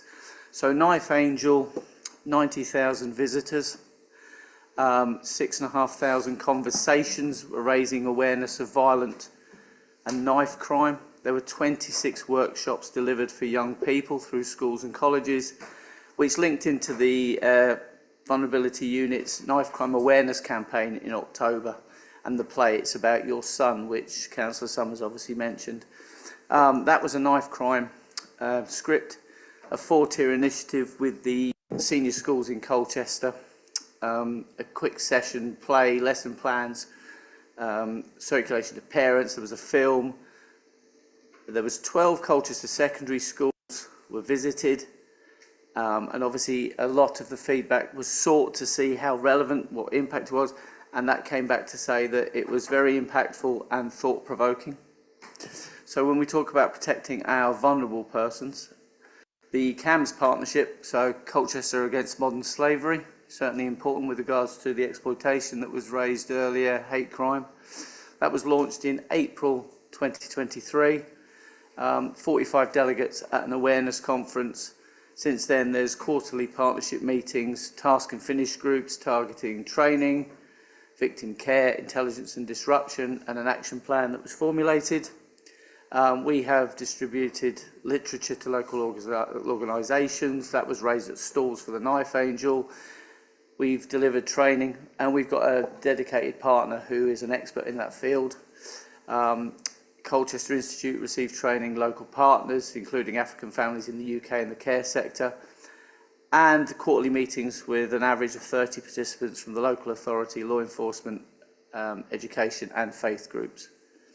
ASB, obviously a major concern for lots of people. We have OpDial, which was a funded operation by the Home Office, deals with hotspots. So last year we had 3 hotspots identified purely on data.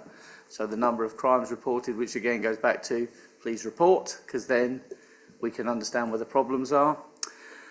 So Cowdray Avenue, Greenstead and St Mary's car park were identified from the data.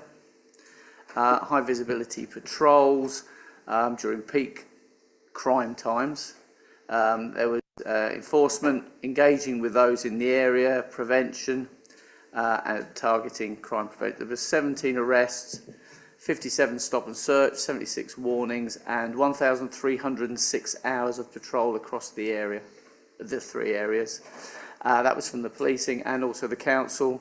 22 hours per week of patrol time, funded between July 23 and the end of March 2024. Obviously St Mary's car park, which was raised by the community, they've got new gates now and other things that, in fact there was a newspaper article either I saw yesterday or today, I think it was from the Gazette, saying about how it had improved.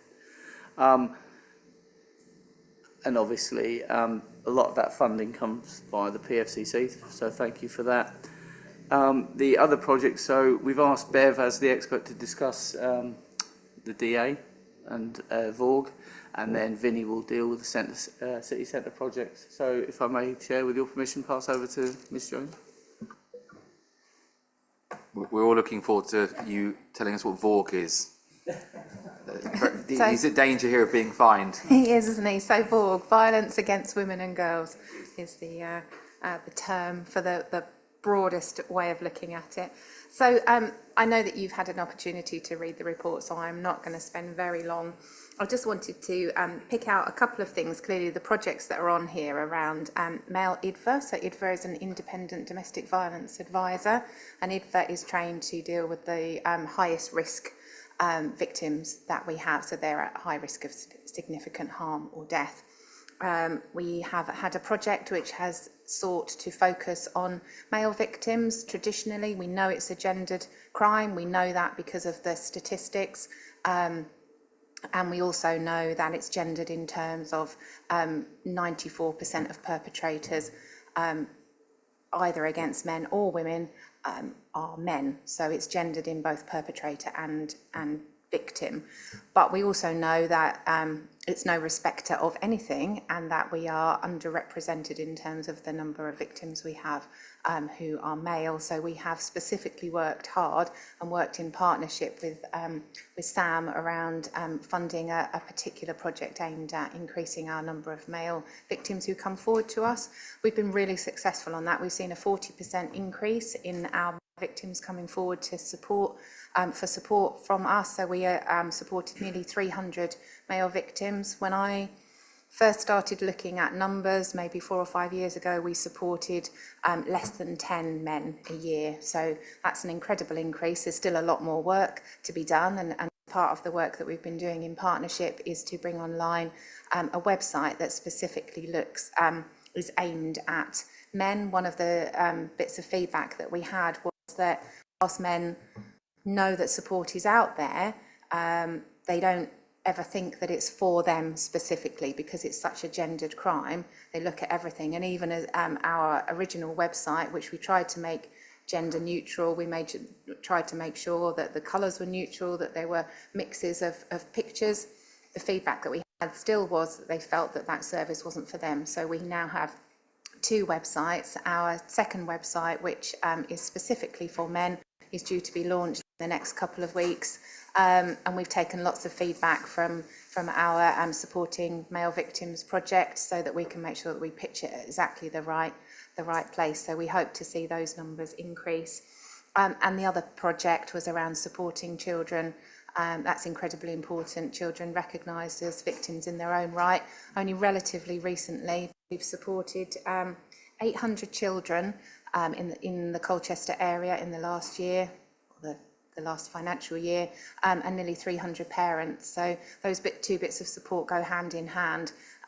If you don't support the parents to understand the impact of domestic abuse on their children and the impact of that trauma, then they can't hope to have a toolkit to support their children at home outside of the support that we provide. So lots of the feedback that we've had is incredible in terms of the transformation from a parent's perspective in terms of their children, the reattachment work. So what happens in domestic abuse quite often is that it breaks down those family bonds. The perpetrator uses children as a tool of coercive control, and it breaks down that relationship between the non-abusing parent and the child. And the work that we do seeks to bring them together, which benefits both sides. The work we do with children is about re-engagement with school as well, which clearly, we all understand the impact of education on a child's life chances and their aspiration for the future.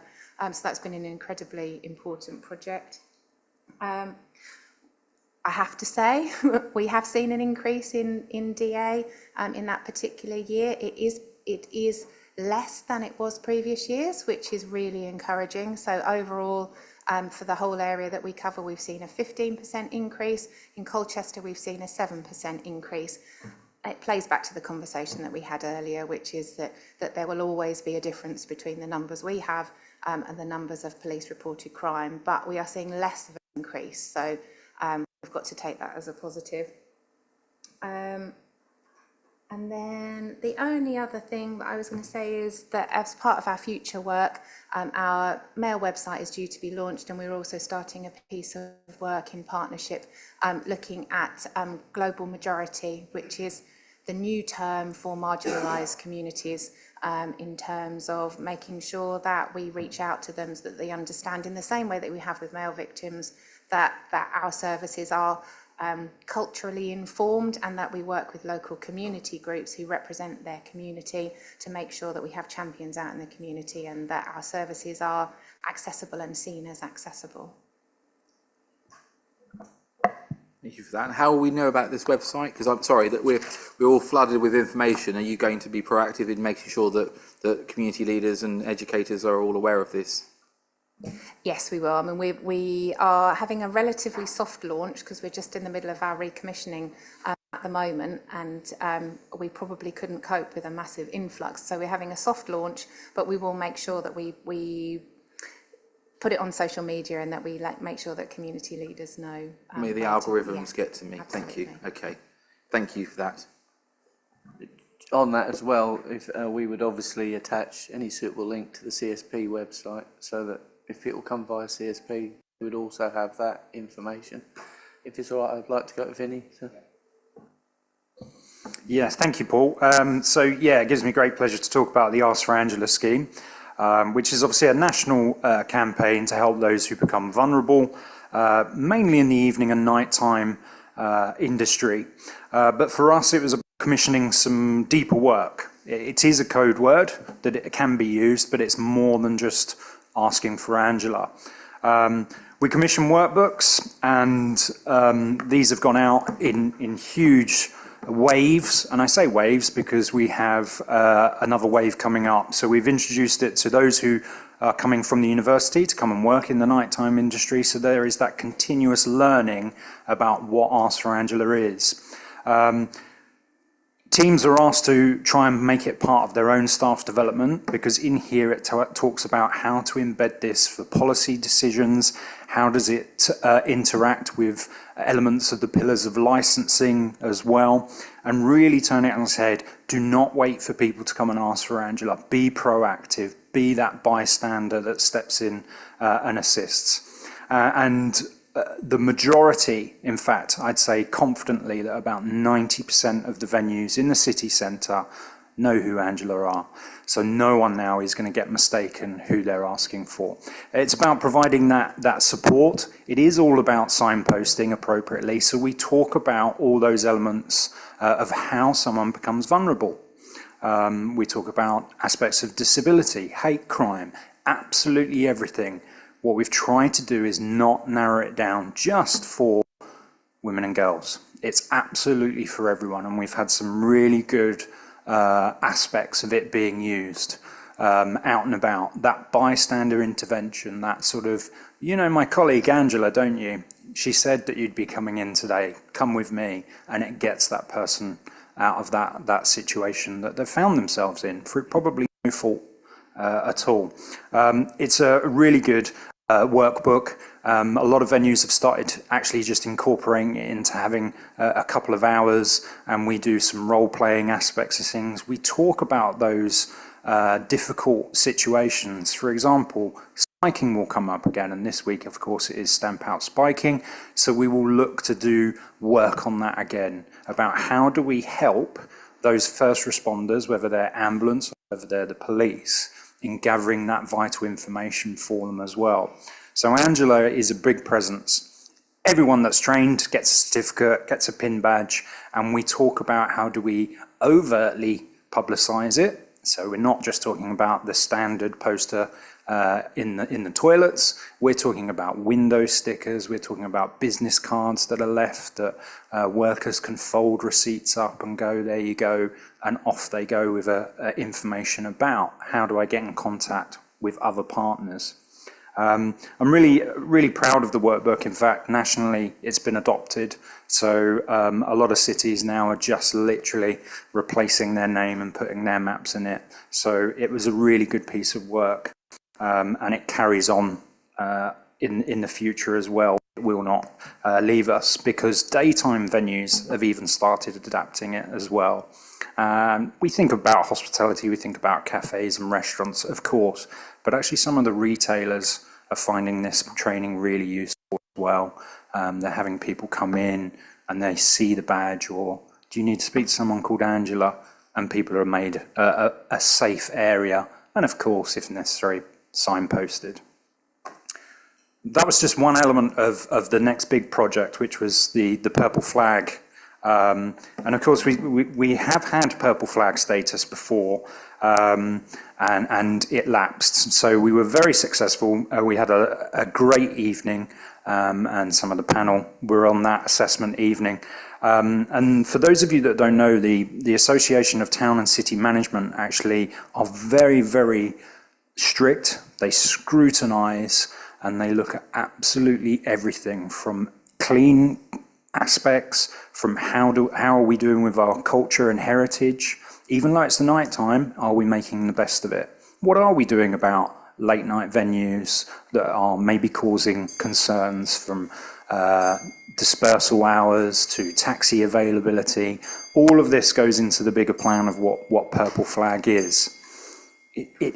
By no stretch is it just literally an accolade. There is a lot of hard work involved in this aspect, so I want to thank everyone from the working group who have given me information. We've done surveys, perception surveys, talking about fear of perception as well. How do we eradicate that fear? It's very difficult, but who do we get on that working group to assist us? We was successful. There was some feedback that we needed to work on our heritage, but also our non-alcohol offerings as well after 6 o'clock into the early hours. What about those people that still want to enjoy music or cabaret or theatre? What options are available that have no presence of alcohol whatsoever? And of course, one of the highlights was the Open Road SOS bus, which just continues to go from strength to strength. And again, we're looking at awards for them, hopefully very soon. The new bus came out just after I was asked to talk about it, but yes, a new bespoke, it's not a bus, it is a mammoth of a vehicle, and it is fantastic, and the volunteers deserved it as well. It was something that I said, they deserve the equipment that they use. It does save lives, it saves hospital admissions. We have doctors, we have paramedics, they're able to treat people on that vehicle without those unnecessary admissions into A&E, which is obviously very important. That was a big highlight for the Purple Flag. They spent a lot of time there as well. They also really enjoyed the fact that we're still very much a proud garrison city as well. Purple Flag does renew. We had the assessors last year. This year we have an interim inspection, which is actually a little bit harder because you don't have a tour around. It's all based on other things. With the ATCM, they are proud of the fact that this is an international accreditation, and it was just by pure luck, nothing else, that I was asked to go and speak to New South Wales government in Sydney, and they looked at Colchester's Purple Flag, and that was for them to decide we will continue doing this programme. And they have 3 areas.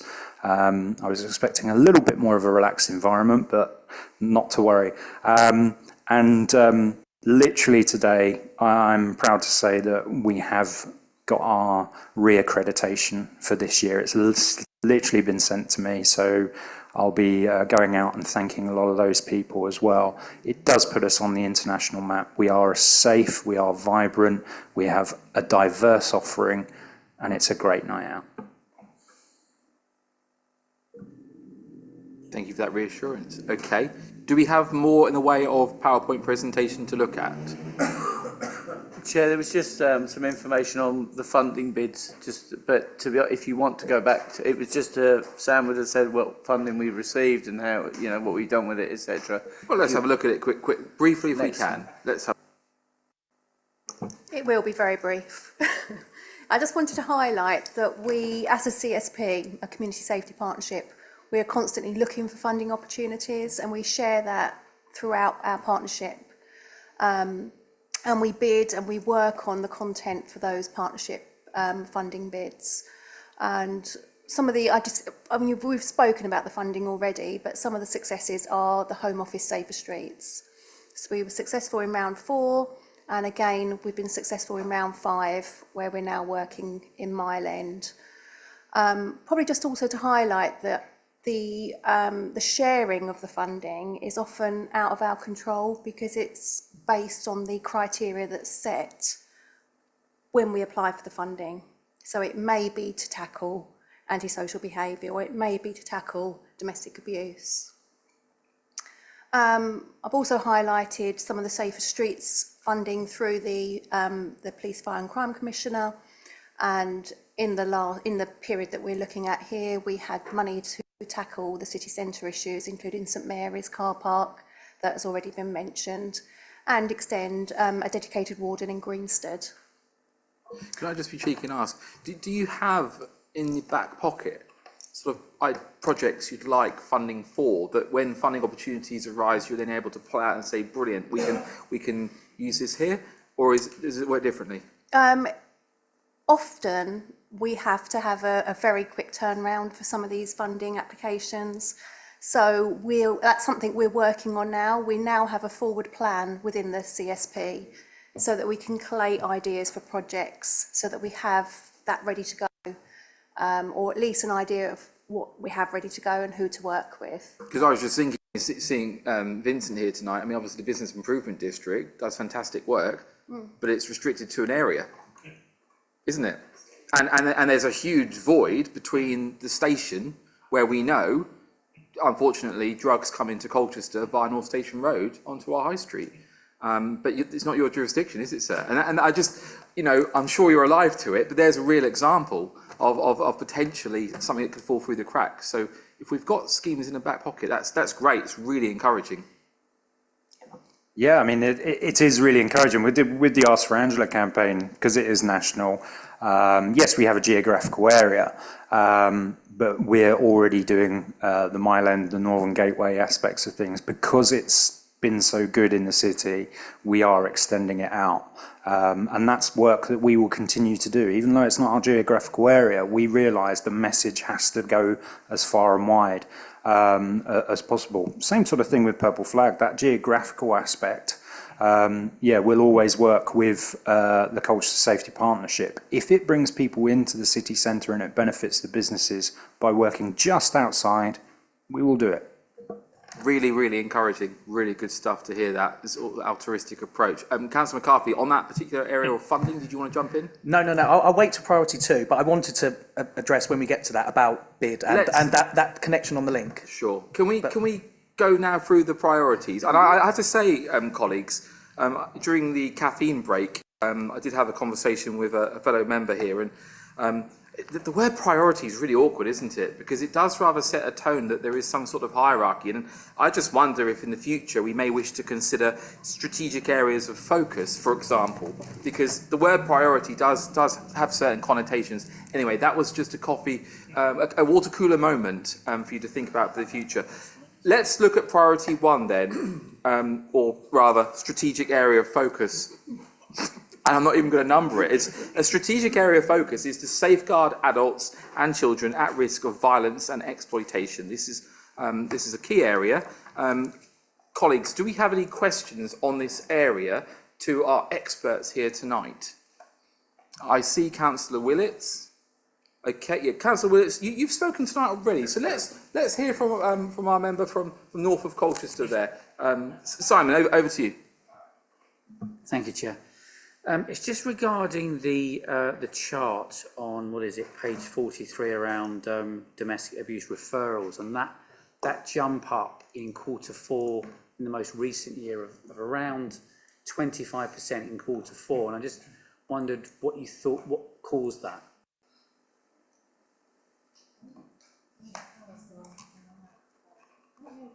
Back again. So the reason for the spike is, as Colin said earlier, the change in the way that the police risk assessed. So they use a new tool called DARA instead of a DASH risk assessment, and I'm using acronyms here. I'm guessing it's just domestic abuse risk assessment rather than the more complex tool, which includes other things like stalking and harassment, to enable police officers really to get to the nub of the risk that somebody is experiencing. What that did was quite rightly boost the numbers of medium risk victims. We also worked in partnership with them to say, actually, lots of those victims weren't directly referred as a police referral into us prior to that time. And we worked around the introduction of the new risk assessment to say, actually, if somebody's being risk assessed as medium risk, that's still a significant risk. And actually, rather than saying to the victim, okay, you know, here's where you could get help from, actually, let's use the same process that we do for high-risk victims, and let's directly make a referral from the police straight into a support service, unless the victim says, absolutely no, I don't want any support. So the spike that you're seeing is the impact of us taking those direct referrals from police incidents, and that has continued into this year in terms of that level of referral that we're seeing. It's perfect, thank you. Yeah. Thank you. Okay, strategic area of focus, safeguarding adults and children at risk of violence and exploitation. I saw Councillor Willits and then Councillor Rowe. Chairman, on the matter of hate crime, which is a particularly difficult area, sort of test question, it was explained to us what was being done and the series of programmes that were being put into effect to try and reduce hate crime. So we've been told what is being done. What measurements are being taken to assess the effectiveness of what we're doing in the area of hate crime? Because it's a sort of standard methodology. If we can't measure it, we can't manage it. So we hear of what is being done. How do we gauge the effectiveness? Is it the right thing? Is it really helping to, what we're doing, is it really helping to alleviate the problem? So how do we follow up? We do a series of activities, and those are reported under priority 1 or focus area X. How do we follow through to know that those are effective and they are the right things which we should be doing to control this dreadful issue?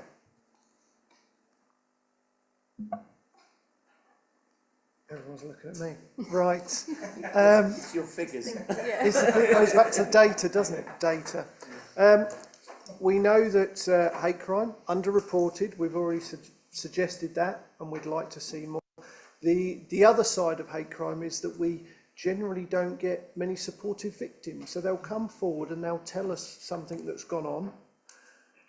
And by supporting and the interventions and the empowering, should we say, of what we can provide them as a victim of crime, signposting them to the relevant agencies for additional support, victim support. We track outcomes. So if an outcome 16 is a victim unsupportive, so without a supportive victim, we're very unlikely to get a charge through CPS. But if we can turn that outcome 16 into a positive statement, a positive willing victim, and take that to CPS to authorise a charge or a positive solved outcome, we will see that. And that's what we're looking at in our data. So all our hate crime goes to the community policing team. All right, they're the problem solvers, and some of our hate crime needs problem solving. It could be within a community, a neighbourhood issue, etc. Could be long-standing. And also the CEP, the community policing team, I'm trying not to use, they generally have more time than the local policing team, the response team, so they can provide that dedicated service to a hate crime victim, so they give the best service possible. We track those outcome 16s, those victims that are unsupportive, and we are trying to turn those over into different outcomes, whether it's an outcome 22, which is a diversionary outcome, a charge, a solved outcome, etc. All the others, but what we're trying to do is to turn the victim unsupportive outcome. If we turn those into positive, and we track that data, all right? So I get a pack every month that lists how many we've got. We go out through the CSP to encourage reporting.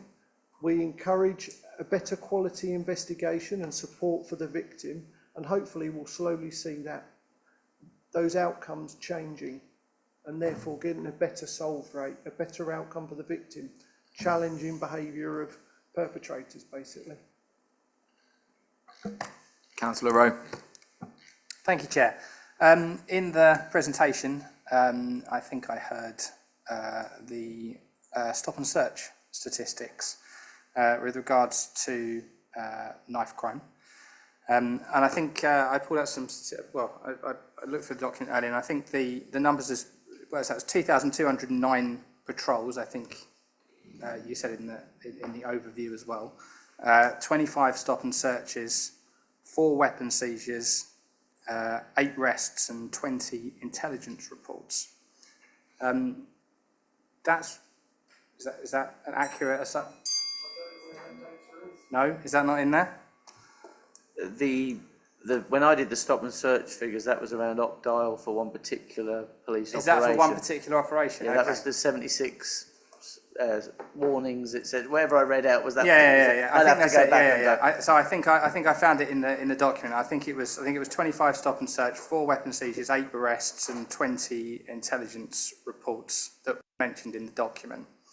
Now, obviously, knife crime is rather sort of a hot topic and something that residents are particularly. You found it, yeah. I found it. It's under the so page. Just so if anybody wants it, excuse me. Fat fingers trying to find the right page. Fingers like bananas here. Just to say, it's the community policing team led on several operations, including Operation Grip, violent hotspots. So patrols completed daily, foot patrols minimum of 15 minutes in duration, officers patrolling to prevent crime. There was a total of 2,209 patrols, resulting in 765 public engagements, 25 stop and search, 4 weapon seizures, 8 arrests and 20 intelligence reports. That's for that one operation of OpGrip. Yeah, fabulous. Okay, cool. So that's fantastic. That's for one operation. Obviously, as I was saying, from a resident's perspective, this is something that is pretty hot topic. People talk about, stop and search. People talk about knife crime. People, regularly things in the local paper and on Facebook and things about knife crime in the town centre. So all of this is very welcome I'm sure, from a resident's perspective. However, I can sort of think from a resident's perspective. Some might say that 25 stop and searches from 2,209 patrols is potentially poor return on investment. Now, that might be true or might not be true. I'd just like you to, if you possibly could, just elaborate on those figures and explain sort of if stop and search is required, how we can improve that, and how could we get more stop and searches, what would we need to do, and if it's not, then why would we, why do we think that, why do we think that 25 is an adequate number? I mean, just sort of how does it break down? Just giving the opportunity to just explain to people like myself that don't necessarily understand. In fairness, you're not saying it is a bad number. You're saying you don't know. I'm just saying. Saying from a layperson's perspective, looking at the numbers and the small number of stop and searches from the large number of patrols, that could be perceived as a poor return on investment. However, I'm giving you the opportunity to explain as to why that is potentially a good thing and why we potentially, just how it works would be good to know. Thank you. I will do a little bit of it, but obviously I'm not a modern police officer. I'm an old police officer. We stopped and searched anybody who came out for a pint of milk, which then, when you're in London, does lead to occasional allegations of perhaps not being particularly fair. What I would say is 2,209 patrols. Two ways of looking at it. If you only stop and search 25 people from all that patrols, you're not finding miscreants who lead. You've got to remember, stop and search under modern, it's very intrusive. It has to be delivered sensitively. It needs to be done correctly. It can cause community tensions. You've seen the news headlines. If you search the wrong person, you're using the wrong gender of officer. There's 1,001 issues. Stop and search can only be used really responsibly. You need to be certain of your grounds. You need to really have a good reason. For me, 25 good stop and search is far better than just stopping and searching because there's people in the street, because you're just going to alienate somebody. Now, Mr. Cox's officers are trained in a totally different way to the way I am, so I'll allow him to explain how it's done properly.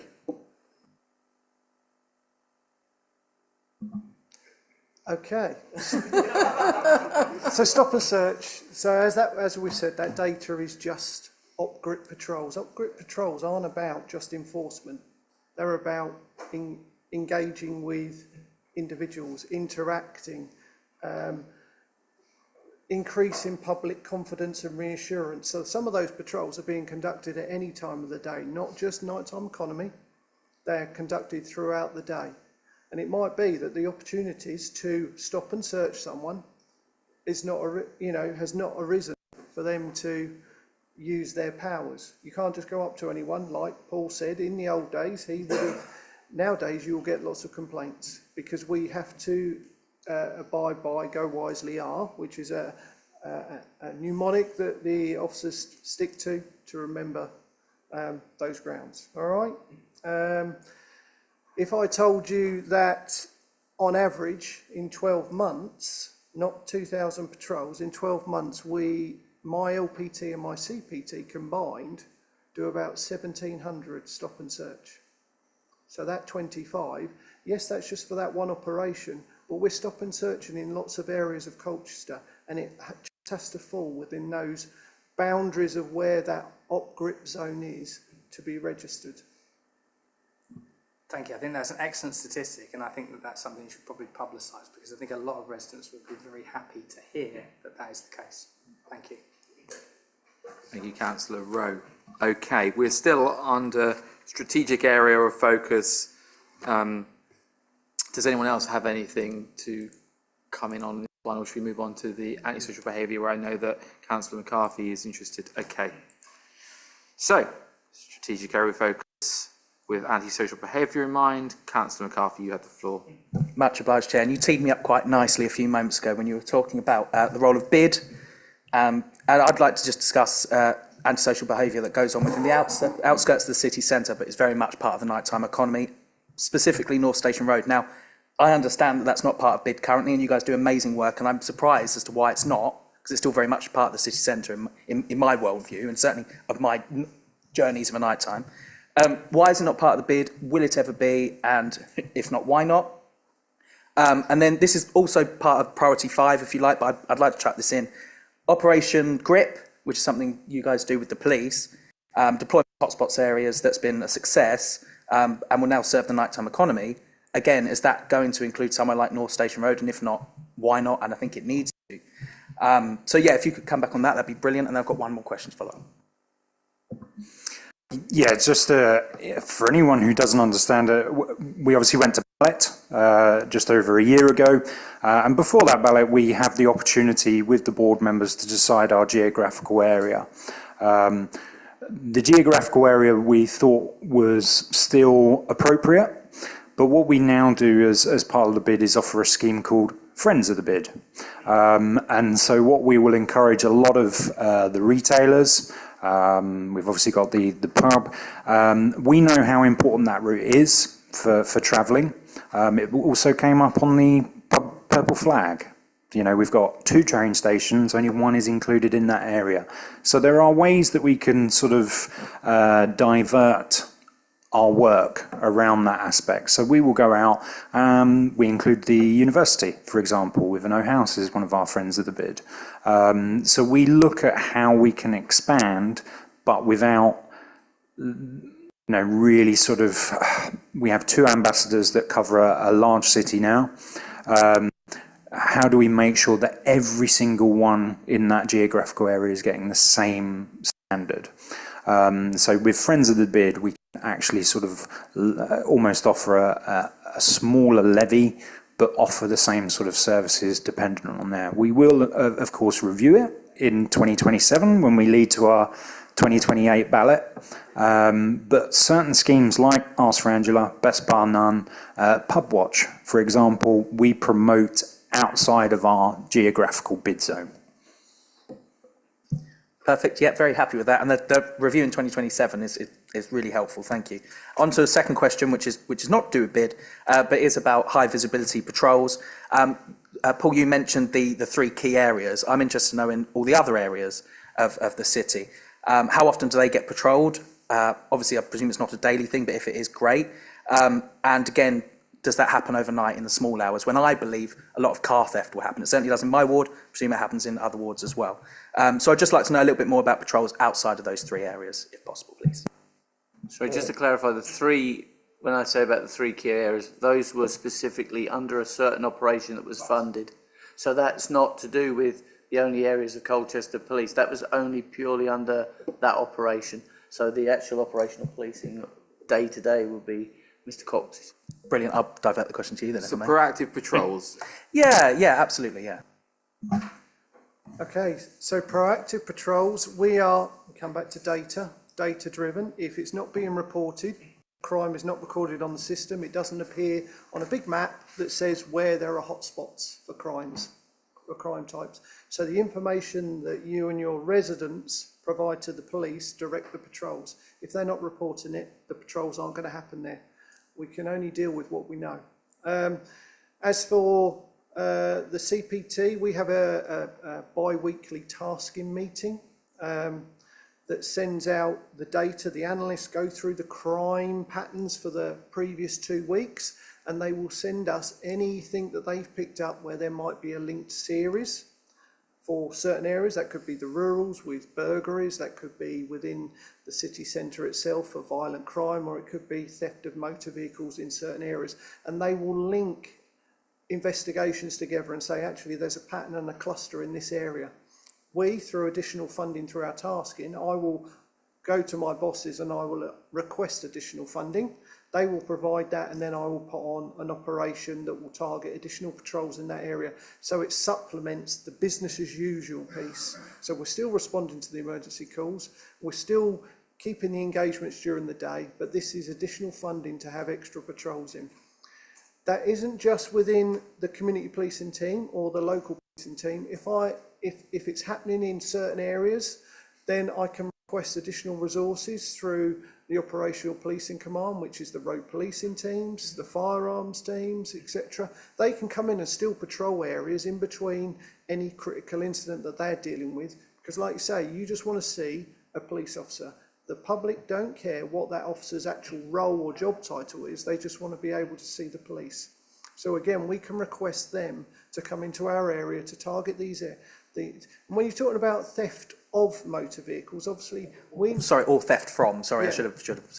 But if you looked at theft of motor vehicle, we know that if we get behind someone who's stolen a vehicle, they're very unlikely to stop.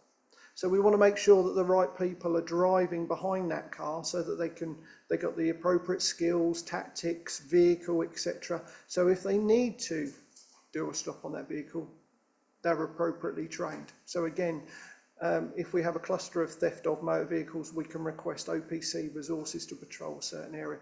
Theft from motor vehicles, I've gone through a lot of the crime data in relation to that. We come back to the prevention area again. I would say 50% of my theft from motor vehicles is insecure vehicles. All right, it's chance thefts that if we simply locked our car, people would try the door handle and move on. And it's small items, it's things that are just left on, the central console, etc. So we can help ourselves by preventing crime. If the residents tell me where the crime's occurring, I will make sure there are high visibility patrols. The community policing team have designated areas of patrol and responsibility. So I have a north-south team, and I have 2 sergeants that are responsible for the city centre. That's the investment from the PFCC about the town centre team. So the North and South sergeants will take ownership of any problems in those areas. But I would like I say, people to tell me what's going on. If they report it, all right, we will link people together and we will identify people in those areas, all right? But it's all about working together to make the community safer. Whilst we're the Community Safety Partnership, we're all part of this community, so we all have a responsibility. Beautifully detailed, yep, really happy with that, thank you very much. Okay, neighbourhood crime and antisocial behaviour. Do I have any more? Councillor Law. Thanks for the information about the sort of different levels of patrols. Completely agree that residents don't mind who is patrolling. It really puts people's minds at rest to see police out and about. I just wonder, are there ever any issues caused with maybe policing, like is there pressure on policing and so police have to be diverted away from some areas to other parts of the region or the country, and does that present issues in terms of maintaining patrols at a sort of adequate number? I think we've just gone through a period in the summer with the national riots. So yes, a lot of pressure comes down. We support as part of mutual aid. So if a force is having a significant demand, specialist resources from Essex did go and deploy to different areas and were put on standby. That will naturally suck resources from the front line, but what we did in Essex was officers went on extingency of duty. They did extended hours, so we never lost coverage. So they allowed those officers to go to support those critical incidents that were happening elsewhere in the country, but we still maintained our level of service to deliver business as usual. We go through periods like that. If you take the Clacton Air Show, over a weekend, tens of thousands, if not hundreds, descending on Clacton, force will provide a response to that, and it will move resourcing across. There'll be dedicated operation in place, but that will never leave the local policing team unable to respond to emergencies, which ultimately is what the police, that's our core function, responding to emergencies. Thanks very much. If I just may come back just to clarify, I completely understand. And, I know everyone really appreciates all the hard work that the police do. They put themselves out there to keep the rest of us safe. So, we are all really grateful. I just want to understand, I know that people sometimes wonder that sort of summertime and with sort of different coastal areas and places like Southend, obviously not just this summer, but does it tend to happen that at those times of year, there will be more pressure, and so that's going to cause pressure here, isn't it, if people are going to have to extend the hours if people are being diverted? I just wonder if it's a historical thing or you just think it's more associated with the particular issues this summer. Thank you. No, there's always a summer demand. We know that it comes. Clacton's population doubles in the summer. Because everyone goes there for their summer holidays and they see that demand. It strips away during the other months. So again, we address that with additional funding and resourcing through the force. They recognise that happens, so they respond accordingly. Southend, under Op Union, we've seen, and if you've seen the news articles of the violence that's down in Southend, our Chief Constable has to make those difficult decisions that actually we need to target those that are coming into Southend and causing that level of violence. If we had that level of violence here, he would also support us. And he has to move his resources to where the greatest threat and harm is. During our summer months, we have lots of events going on, and we will have operations and we will ring fence officers here for those. But yeah, it's one of those challenges that happens every year, and we just plan for it and prepare for it. Like I say, additional funding, resourcing is provided, but we will provide officers to Op Union, and I completely understand why when you see the level of violence that's shown on some of those videos on social media. Thank you. I've seen Vincent, Paul, and then we'll conclude this item with Mrs. Gardner here. So Vincent. Yeah, just to, I was reminded by the chair downstairs at the break of one of the reasons why I first came here for that very reason. I was concerned about redeployment to our coastal neighbours. And I came here the following time and applauded what Commander Cox has done. And what I can certainly say from our perspective is the communication has been superb. Away from the civil unrest, we were having early conversations, not just about the summer, the European Football Championships, the different events that will have an impact to businesses. The summertime from previous summer, the issues with youths in balaclavas, and I must say that the communication has been fantastic. We have problem solved together. And then, of course, we had the civil unrest.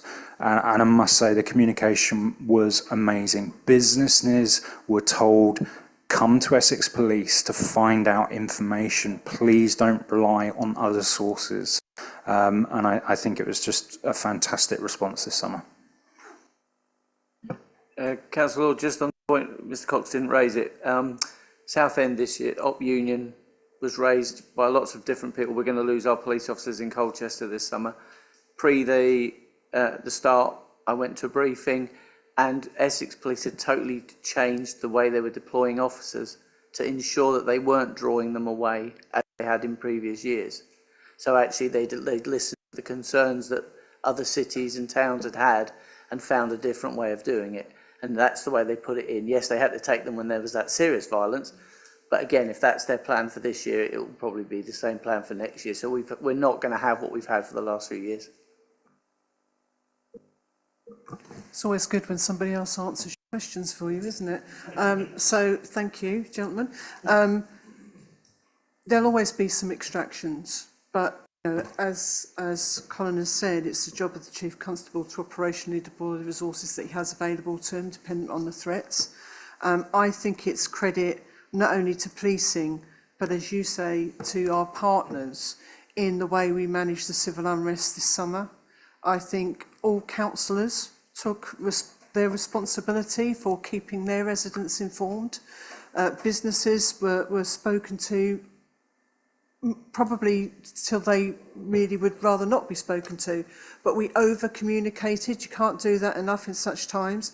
And of course people do get extracted. Our very own Chief Constable was extracted to lead the national work on deployments around the civil unrest right across the country. But we have got such a good team here. I would say that, I know, but it's true, that we've got a really good deputy in Andy Profit, who can ably step in and lead for Essex. And it's the same with local officers as well.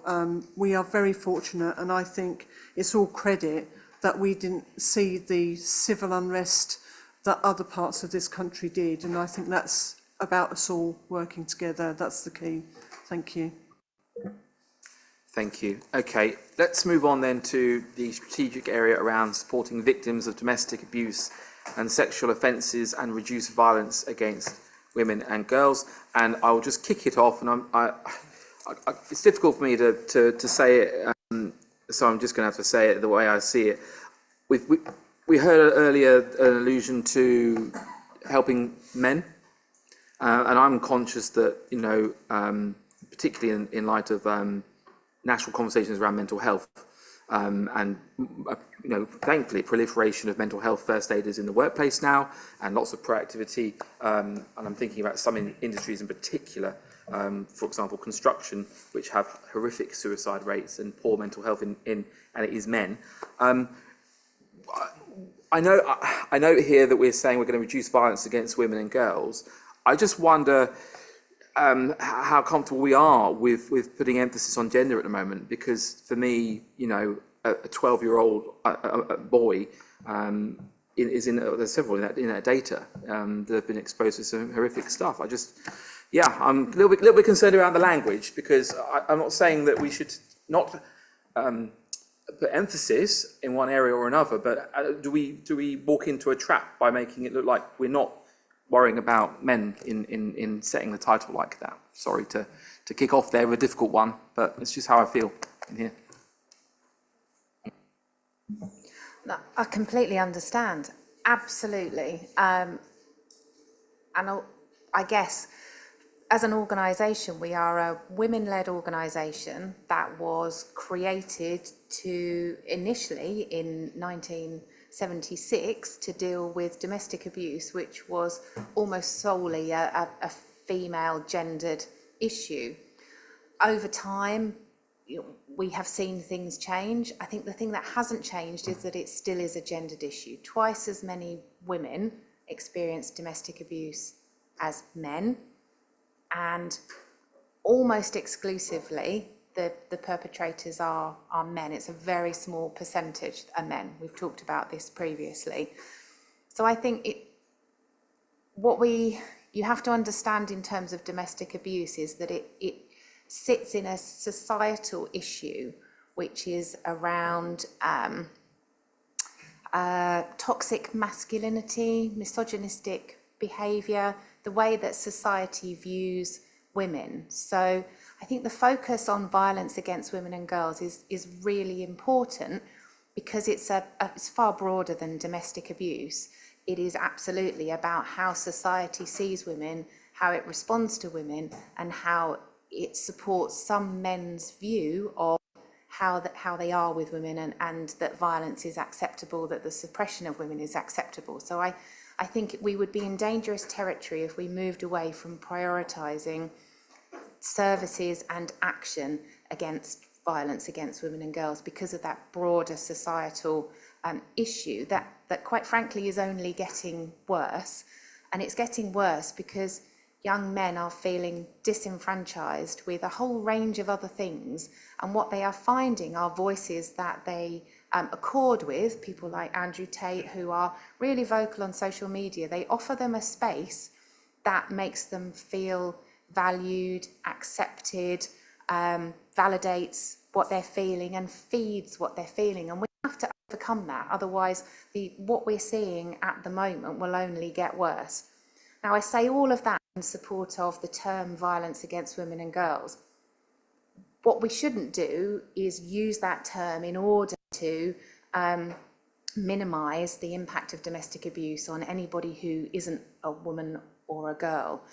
Because if you experience domestic abuse, it doesn't matter what you identify as, the experience is horrific. And for every single individual who experiences domestic abuse, they need to know that the support is out there for them, regardless of the broader stuff that we do to try and address what's going on in society. And that's why we work really hard, and I know we do, our partners do, other providers who work in the same space as us. Everybody is about making sure that that individual who's experiencing domestic abuse at that time understands that there is a service for them, regardless of their circumstances. But I think if we were to take away the priority for violence against women and girls, we would lose some of that societal change that we need to all work together to challenge. It's kind of that whole think global, act local bit, which is we need to think about the bigger bit about violence against women and girls, but absolutely make sure that on a delivery perspective, every single person knows where they can go to get support. Cool. Chair, actually, with our new strategic areas of focus, 1 to 4, actually, strange enough, the point you raised was discussed and we changed the terminology. So what we specifically did, if you look at priority 3, which was support victims of DA, sexual offence, and reduce women's, we split it. So what we've done is priority 1 is the prevention of domestic abuse and sexual offences with support for victims and survivors. There is no gender in that statement. And then the second area of focus was enabling the community to reduce violence against women and girls and promote safe and healthy relationships.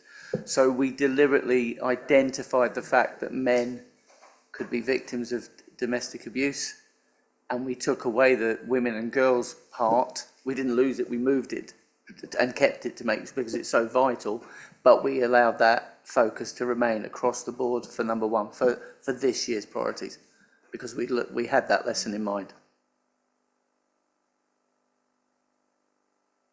Mrs. Carter. Thank you. Just to reassure you, we also took Beverly's advice in doing our plan, looking at our plan, and we have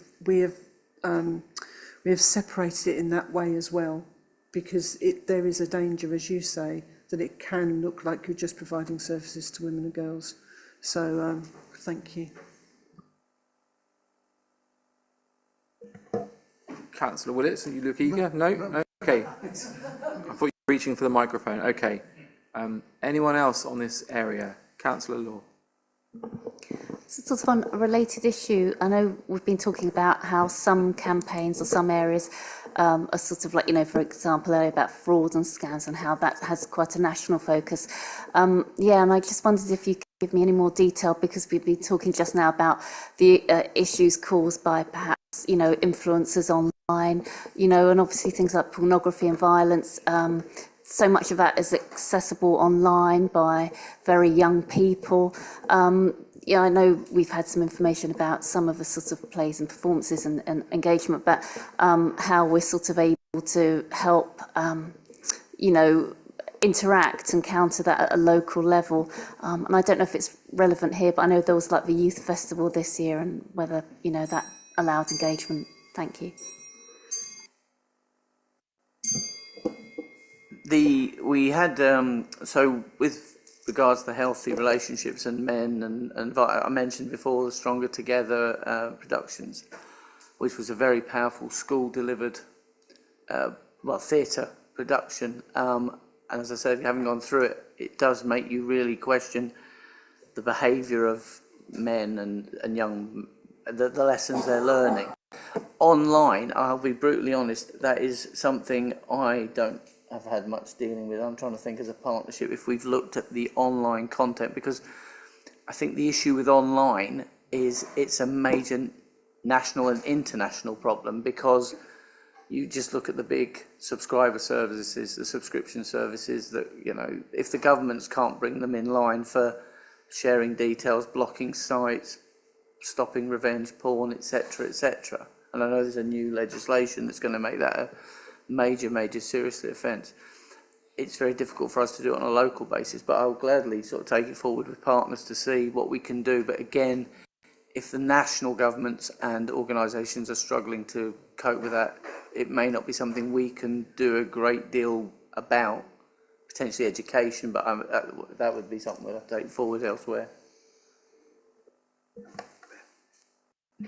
Just to say that we work with local schools across almost all of Colchester, particularly the large secondary schools, and we undertake workshops with years 9 and 10, looking at healthy relationships, but challenging them to have really healthy discussions within themselves around things like consent and online, Andrew Tate views, and we do a bit of prodding and poking by putting sometimes quite inflammatory statements in front of them and asking them to have a discussion, and it's really interesting to see how their views will shift when you give the young people the space to say safely how they feel and to challenge each other and to understand each other's perspectives and to understand the impact that some of those views have on how they feel backwards and forwards. And actually, I think that rather than, I personally feel like we're not going to have very much impact on changing the source of the information that is available online, but what we can do is work with our young people to change how they feel about it, whether they feel like they want to interact with it, and how they understand the impact that it might have on their viewpoints, and therefore then on the people around them and the people that they care about and whose opinions they value and trust. So we've been doing a lot of that work, and it's really fascinating to see how it shifts and changes as they challenge and discuss with each other. Yeah, thank you. No, and it was probably more around that. I recognise sort of enforcement is difficult, but it was sort of locally how we're supporting people, so that's really helpful. Thanks. Okay, I don't see any more indications on this item. We will move on, and I'm going to ask Adam if you'd like to jump in on this one. Develop early intervention and prevention to tackle the drivers of crime and reduce reoffending. I know that you guys are out there proactively talking to young people in particular. Maybe you want to kick us off? Thank you, Chair. I mean, a lot of our community safety initiatives are obviously from a fire safety perspective. However, our prevention team work to try and feed in other information that comes back from the CSP. So they will link back in with the priorities and essentially try and drive home those messages. If it's our crews going out, that will tend to be primarily fire safety initiatives, which come out the back of what we're seeing as a trend in fire-related incidents. You've got some statistics in there, I think, about how many visits we've done over the previous year. Obviously, there was a tail off in August, which was, I think, 0, because the schools are closed and we're not doing those initiatives. So, are there any specific questions you've got? Councillor McCarthy has. Again, you've teed me up. We're in sync tonight. I'm loving it. I was just more interested. I was interested in what the education team do in schools, and how one would go about getting them into schools in my ward or others. So yeah, if you could just give us more of a flavour of what the education team do, and equally the fire safety interventions with young people. How does that work? So to try and answer probably that in 2 parts is we do targeted initiatives at different year groups. So that will be specifically for each sort of year setting, depending on what's deemed appropriate. So I don't know the specifics about how they risk assess what's appropriate for each year, but they will go through a process to assess what can we actually communicate with each year group. That will be pre-planned and targeted by our fire safety teams. And then what we get is the sort of bolt-ons where schools can approach the crews to attend and talk to them. So the crews will get input about what we should and shouldn't advise. Again, that tends to be from a fire safety perspective, not so much of crime reduction. And then from there, what we can do is we do get referrals into like a fire setters scheme. A young fire setter scheme essentially takes children that perhaps have got learning difficulties, challenges, behavioural challenges that might be, or they've been involved with crime, and we take them into a weeks-long course where we try to be a teamwork and essentially take them out of the school setting, and generally we get quite good results where we can improve their behaviour over that week because we just deal with them in a very different way to a school would, for example. Happy days. Yeah, I'm not that I ever attended one of these, but I remember, I'll just say, dob myself in here, but I remember them happening when I was at school, so it's good to hear they're still going. I'm happy with that. Thank you. Great. I don't see any more indications. Okay, we're doing very well. Strategic area, working with communities to build resilience and promote safety. The Community Safety Partnership will look at suicide awareness and prevention, public safety and perception of crime. We've covered probably that latter one a bit. Maybe an insight into the suicide awareness and prevention. Paul, maybe? Sam? 11.1. Hi there. Yeah, we have a local suicide prevention operational group. So that's across Colchester and Tendring. That was set up last year and meets probably bi-monthly as a minimum. It incorporates a new suicide prevention lead through public health that has been funded and has been working on looking at some of the data that is now being established through the real-time surveillance of the suicide data that comes through, and looking at whether there are any trends, if there's any hotspots locally, and what, as a partnership, we can do to look at that, whether that be promoting the free training as widely as possible, awareness. We've just had World Suicide Prevention Day, so we were working with the SOS bus in the city centre to try and engage and raise that awareness as much as we can. It's a very difficult topic to try and tackle, but suicide data is showing a reduction for Colchester, which is good to hear.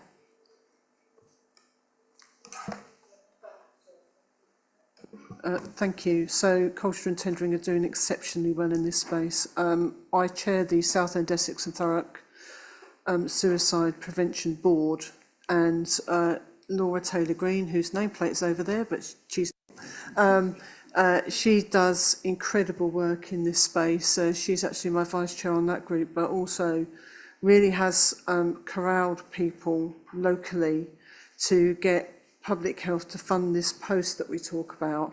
And what is quite incredible, and I don't know whether you would agree, is just how many organisations are working in this space that hadn't connected before. And I think that now they're connecting, it gives a bigger and better offer of support to people that are struggling and need help. And it is quite correct to say that we are cautiously optimistic that suicide figures in this part of the county are reducing and are sustainably reducing, and that's all credit to the work that's been done locally. Councillor Willetts. Do you see any possible interaction with this work with the prospect of assisted dying? Because we're projecting a message that life is sacrosanct and one should have the resilience to challenge and deal with things that life throws at you without taking an easy way out. If other sections of society are seen to be countenancing dying, even because it's they're in these late stages of some ghastly disease, do you think there's going to be any interaction between the way people think about taking their own life? I think that's a fantastic question, and I think we're probably going to be here till the early hours debating that now. But I mean, yes, potentially. But what that's going to look like, what that is, we don't know. But I think the key is to actually start thinking about planning our messaging around that, because they are two very different situations. One is about providing the support, and one is about people making informed choices for themselves because of probably an illness that they're going through, as you say. So we don't advocate that in a suicide prevention space for obvious reasons. And I think it's really important that we probably try not to talk about them in the same sentence, if that makes sense. But I think there is work to do there. I think it's a great question. And I'll take some of that away into the county board. Okay.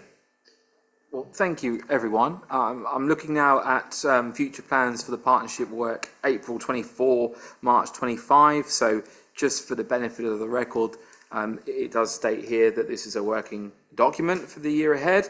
The key priorities or the strategic areas of focus, however you want to define it, but to make the point that these are not in a order of hierarchy. We have here prevention of domestic abuse and sexual offences with support for victims and survivors. Obviously, that includes men as well as women, so that's clear. Enable the community to reduce violence against women and girls and promote safe and healthy relationships. Protect the vulnerable and those at risk of serious violence or exploitation. And finally, empower people to build safe, inclusive and resilient communities. Okay, we have done a lot of good work here tonight. Is there anyone else that wishes to ask any questions of any of our experts here before I move to the end of the meeting? Councillor McLean. Actually, it's not a question. I just forgot to mention Lee sends his apologies. The clerk has noted that. Thank you. Okay. Well, look, from my point of view here, chairing this meeting and looking at all of the work that's gone into this, it's quite clear that the partnership is incredibly strong. We are all working in a world of having a big jigsaw, and the jigsaw needs lots of different pieces. I'm very proud to see the work that's happening here to make Colchester a safer place and a better place to live. We did have a sort of a recommendation from Councillor Willetts earlier on around potentially future reporting having an area of focus around the resources, the money. He wants to see a bit of how do we assess the value for money, and maybe that's a useful tool to benchmark against other partnerships around the country. I don't know, but maybe that's something to think about. That was quite a firm recommendation. You wanted to see that, didn't you, in future? Be a resolution, Mr. Chair. Well, if colleagues believe that is a sort of sensible thing to do, I would certainly like to propose that we ask the partnership to give just an indication. An indication. We don't want chartered accountants working on it for years. We just want an indication of the level of resources that's allocated to each particular focus area. I think that's a fair resolution. I don't see any dissent or anyone unhappy with that, so we'll take that agreed. Thank you very much. Then that will be all for unless anyone else has anything else. I'm content. Mr. Clark, I look at this point and say, is there anything else that we need to do? No? Okay. Then we have another meeting here in about 4 weeks' time. Not all of you will be here for that, but for your time this evening, thank you very much. Thank you for all the hard work that you do. We look forward to seeing you again at some point in the future. And I conclude the meeting. Thank you very much for watching.